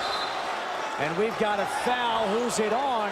That's going to be on Sanchez, and that's going to be his 5th foul. Smart move right here this time by Hinton. They were dead in this possession, I thought, and he wisely just put the ball on the deck and went to the basket and put the official, Justin, in a situation where he had to make a call.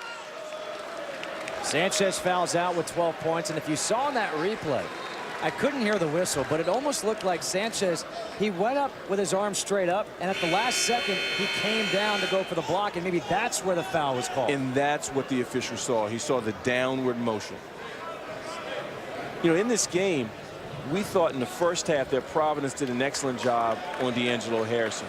Well, here in the second half, the Red Storm have done an outstanding job at keeping Bryce Cotton out of the rhythm. And now with bats out, he's got to pick it up for the Providence Friars to have a chance.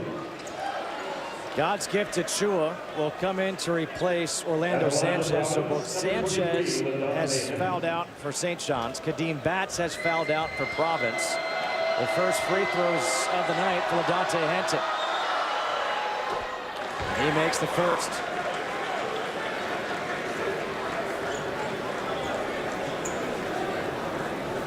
Do you think Austin's sweating it out back in the studio in L.A.? I don't think. I know he is. When he comes on, he tries to be impartial, but you know who he wants to grab this one. He could score the ball. Whoa.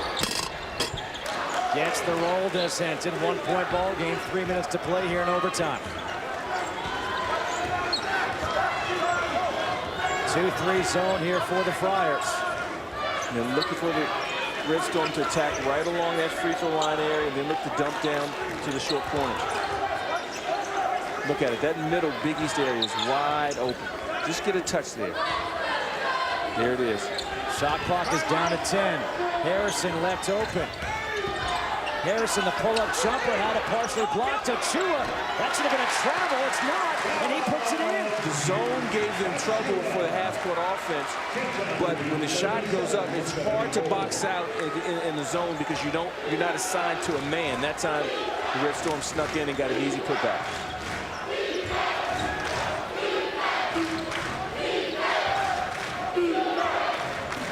Bryce Cotton. He puts the shot up, able to hit. He was looking for the foul. We're going back and forth here in overtime. Still a 1-point lead for St. John's. Now they go back to man-to-man. Ochoa coming to set the screen. Harrison doesn't use it. Harrison thought he got bumped. Sampson the rebound, the putback no good. And now Sampson gets called for the foul as Cotton does a little bit of an active job and takes a dive. Bryce Cotton now will go to the free throw line for 2. Let's see if God's get the Chua got away with a travel or not. He did a good job, though, at getting on the offensive boards. And, whoa, that's a little 1-2 step there. That's what your brother does dancing. Now look at Cotton. He's dancing, he's boogieing, he's trying to find the opening. And there's a lot of contact on that one, but they're letting him play. Bryce Cotton at the free throw line is 7 for 7 on the night. And he gets the roll. Wow.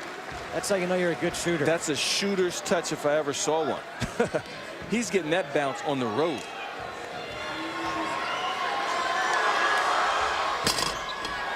Can't get the roll on that one. Tied up here in overtime. When the shot goes up, the Providence Friars, they can't turn and look. You have to turn and grab someone and box out because the Red Storm, they're coming to the offensive boards. Harrison picked up the dribble. And a timeout will be taken here by Steve Lavin and St. John's. They've got 2 timeouts remaining. It will be a 30-second timeout. 1:23 to go here in overtime. 77-77. Let's check back in with Don Bell in L.A.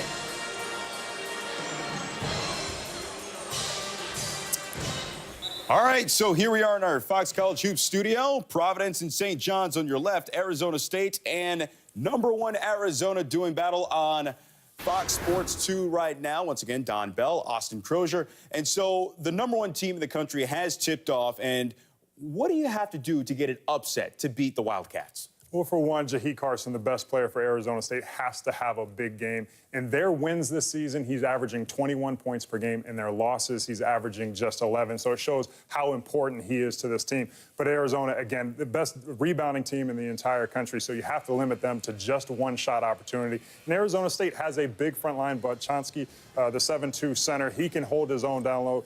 So that will play to their advantage. Again, you have to get out in transition. As good as Arizona is defensively, you can't face that set defense every single time down the floor. Easy baskets, push it on, makes, misses, turnovers, whatever it might be.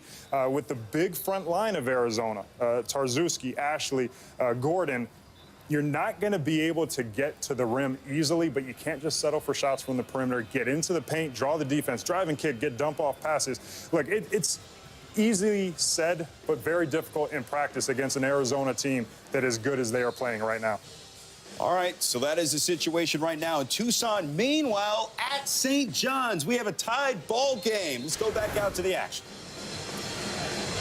All right, thanks, guys. Back here at Carnesecca Arena, Justin Kutcher alongside Ron Thompson in overtime, 77-77, Providence and St. John's. Providence led by as many as 13 points.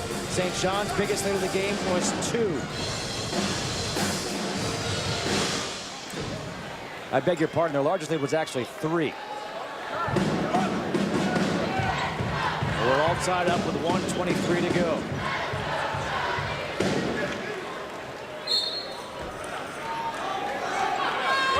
Out of the timeout, Providence comes out in a 2-3 zone.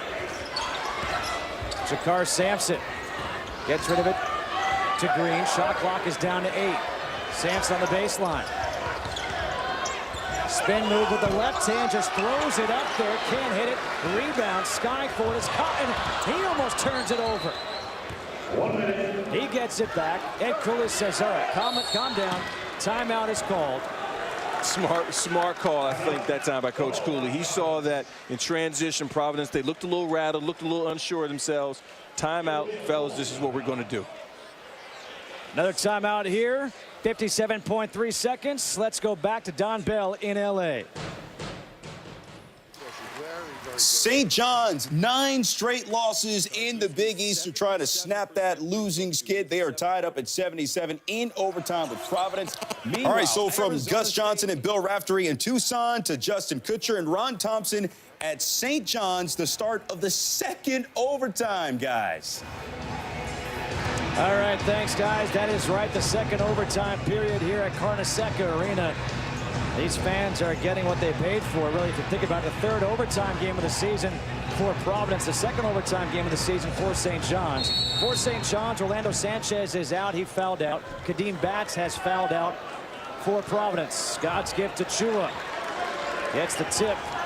Jakar Sampson. So it's Sampson, Pointer, Green, Harrison, and Achua on the floor for St. John's. Harrison with the ball picked up by Cotton. Cotton joined by Henton, Goldsboro, Harris, and Fortune. Pointer, no good off the glass. Rebound by Josh Fortune. On that possession, Achua, I thought, fouled Pointer. Pointer drove, and Achua, just putting bodies on people, pushed his own teammate.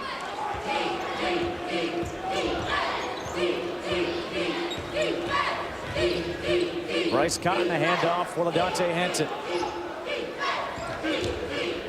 Shot clock down to 10. Henton sets the screen.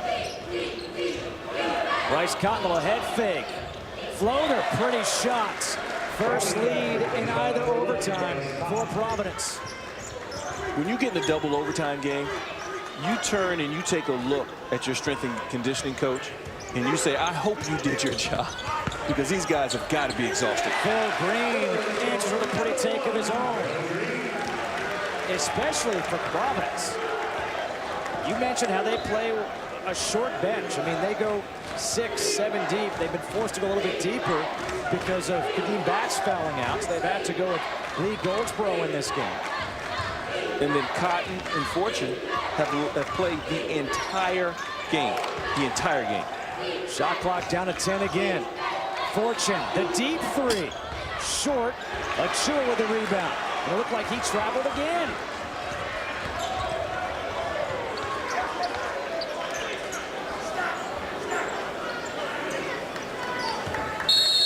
A timeout taken by Steve Lavin. One timeout remaining for St. John's. 3:05 to go here in the second overtime. 23 seconds on the shot clock. You ready for the tennis match? We're not in Australia. We're in New York. Hard to go against each other. Meanwhile, Providence at St. John's, double overtime. Let's send you back out to the action. All right, we're all tied up at 79 in double OT. Justin Kutcher alongside Ron Thompson here at Carnesecca Arena. Providence looking for its first Big East road win of the season, while St. John's is looking for its Big East win of the season, 0-4 coming into tonight. Max Hooper's on the floor here for St. John's. Green, the pull-up jumper's well short, an air ball. Not the shot you want coming out of the timeout. A contested one-on-one isolation move for an air ball. But that fatigue, I think, sets in as much as anything. When you get into a double overtime game, it's been a high-impact, high-intensity game. Both teams are starting to drag just a bit. Here's the kick out. Caught in the corner. Three, in and out. Rebound Harrison. Up ahead, here's Green. He's got Pointer. Pointer has it blocked. Green to the hoop. He got it.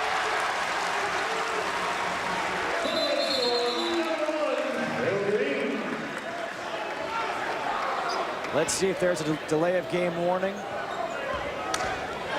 It looks like no warning has been issued.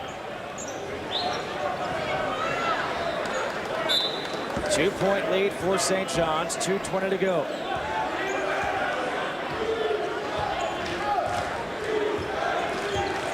St. John's lost to DePaul on Tuesday, 77-75.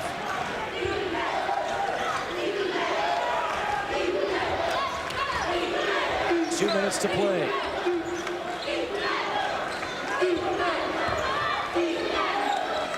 Shot clock at 10.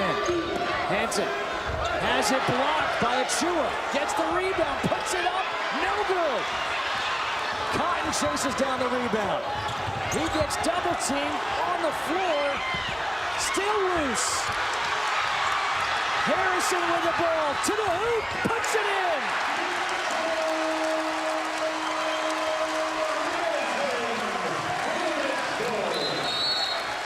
6-0 run for St. John's. A timeout taken by Ed Cooley, and the officials let them play. Great effort both ways. Bodies flying all over the place. Cotton loses possession, but doesn't give up on the play. Both teams fighting, clawing. D'Angelo Harrison ends up with it and gets the easy bucket. You gotta love the effort both ways. Look at it in real time. Gotta love it. A great effort by the guys on the floor here. A great effort by the guys in L.A. Let's check back in with Don Bell and Austin Crozier. All right, thank you, guys. And the situation in Arizona and Tucson is this. The Wildcats on top 24-8. They're starting to flex their muscles a bit. Yeah, and you got to love Sean Miller in the huddle with his team up big, laying into them, wanting to get more out of them, but obviously a good start. Nick Johnson, 5 points. Aaron Gordon, 5 points as well. But the big storyline, as we mentioned, defensively holding Arizona State to just 2 of 14 from the field. Again, +6 on the boards as well. And we take a look, and once again, I want to remind you, you can catch this game on Fox Sports 2, even though we're showing it to you right here, right now. And Arizona State with the ball. And we go back to St. John's because the action is back on. Let's listen in. It is back on. Henton, the corner three. Long. Harris, the weak side rebound. And he gets fouled by Max Hooper. A 2-shot foul here for Tyler Harris because both teams are in the double bonus. St. John's opting to stick with the zone in their half-court defense, and on the backside, Hooper didn't turn and box out. Now you're putting Harris an 87% free throw shooter at the charity stripe.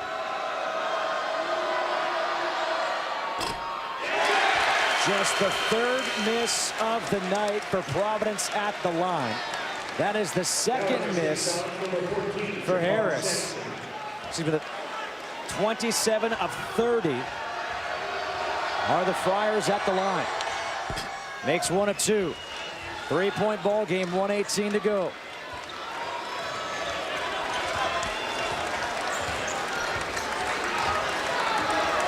Phil Green picked up by Fortune.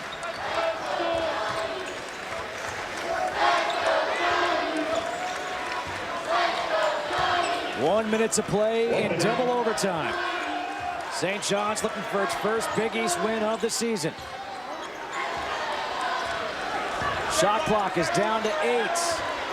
Green, shot clock at 5. Green going to the hoop, no good. Never drew iron, and this should be a shot clock violation, and it is. The shot clock was reset. It never hit the rim, so it will be Providence ball, and they're going to have to put some time back on the clock as well.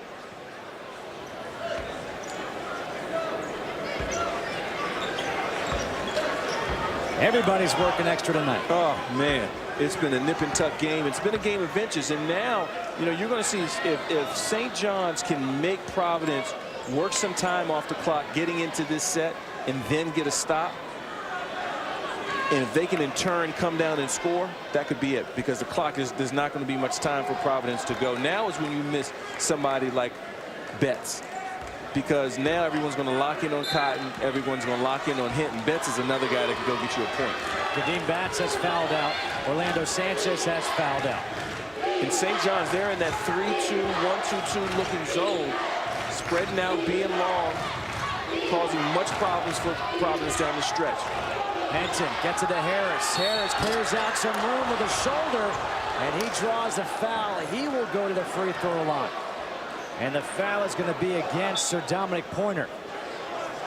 Personal foul number 14, Jakar. Nice little Jakar interior Sampson. pass, I thought, by Hinton to Harris, and bodies start flying, contacts made. Harris has a chance now to get this game down to 1.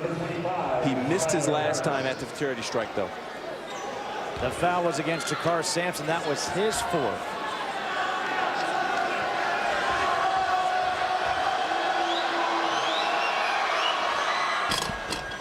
Harris gets the roll. The Dix Hills native from Long Island has 17 points. He averages 13 per game.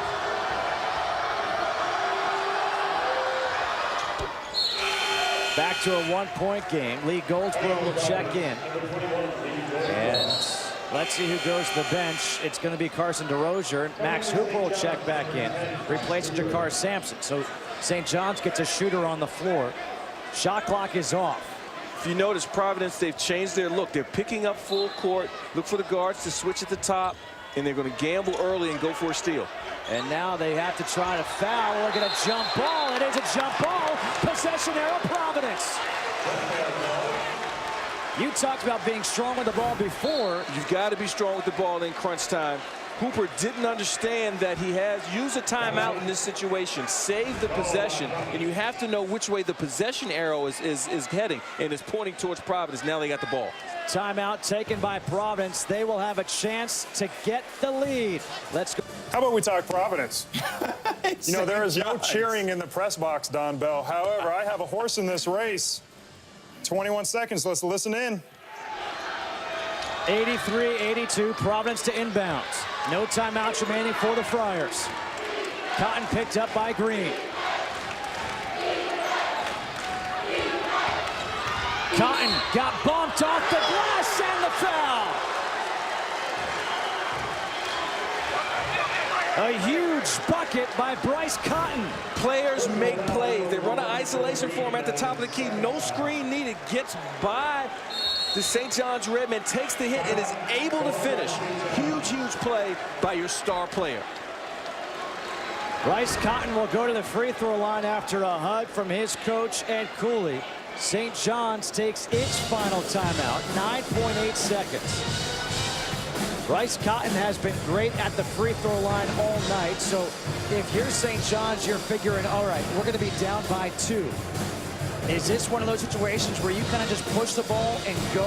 What do you think you do if you're St. John's? They're going to get it in quickly as they can, I think, to D'Angelo Harris or Phil Green, and let them push it. Neither team has a timeout right now, so they can't get it to half court and call a play. Providence, they can. If they get in trouble, they can't call a timeout. They're going to push it soon. They're going to go for the first good look. They're not going to go for the last shot. But it's vital when that shot goes up. If you're the Providence Flyers, you've got to put a body on St. John's so that they don't get a tip in. And also, if you're St. John's, it's vital if, for some crazy reason, Bryce Cotton misses the free throw, you've got to box out and get the rebound. Exactly. If he makes this free throw and they have to inbound it, the St. John's Redmen have to make sure that they come aggressively to the ball, because the Providence Friars, they're not going to want to foul. Just push it and go right to the basket. He misses. Here's Green with the ball. Look to drive. 7 seconds. Green to the hoop. Puts it up. No good. Harris with the rebound. The foul is given. There's still time on the clock. And this could be heartbreak again for St. John's. They lost a close one at DePaul on Tuesday. They were hoping to get a foul call maybe with Green taking it to the hoop. Great decision by Green to put your head down, go to the basket. Big time rebound that time by Tyler Harris. They needed to get that, and they got it. The officials are going to the monitor to find out how much time should be on the clock. And at that point of the game, do you call the foul at all? No, I don't think there was enough contact. You don't want to call a foul in that situation with such little contact. There was some contact, but not enough to make a foul. Maybe you have a second, 1.2 on the clock.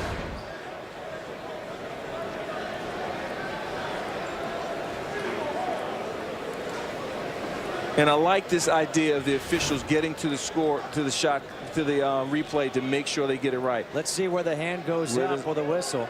Personal foul number 3. Got to give it to Chua. That is his first foul. There it is. Maybe 0.5 of a second. Exactly.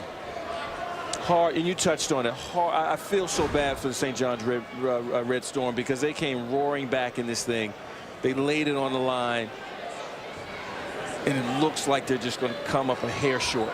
It's going to be 0.8 of a second put back on the clock.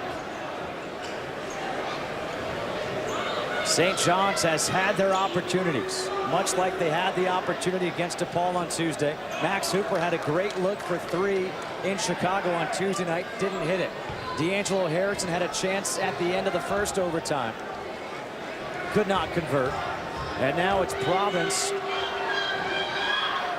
with Harris at the line, missing the first. And honestly, if I'm Harris right now, I miss this.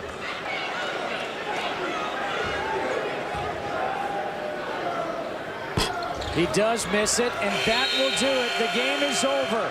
Providence escapes with a road win, 84-83. Our Land Rover player of the game is Bryce Cotton. Cotton finishes with 21 points and hit the big shot when they needed it. You know, we want your players to make plays at the right time. He found a little isolation at the top, drew just enough contact for the officials to have to make the call, and he finishes. 21 points, 8 assists. He was big time for the Friars. 84-83. Providence get the win. St. John's falls to 0-5. Let's go back to Don Bell in studio.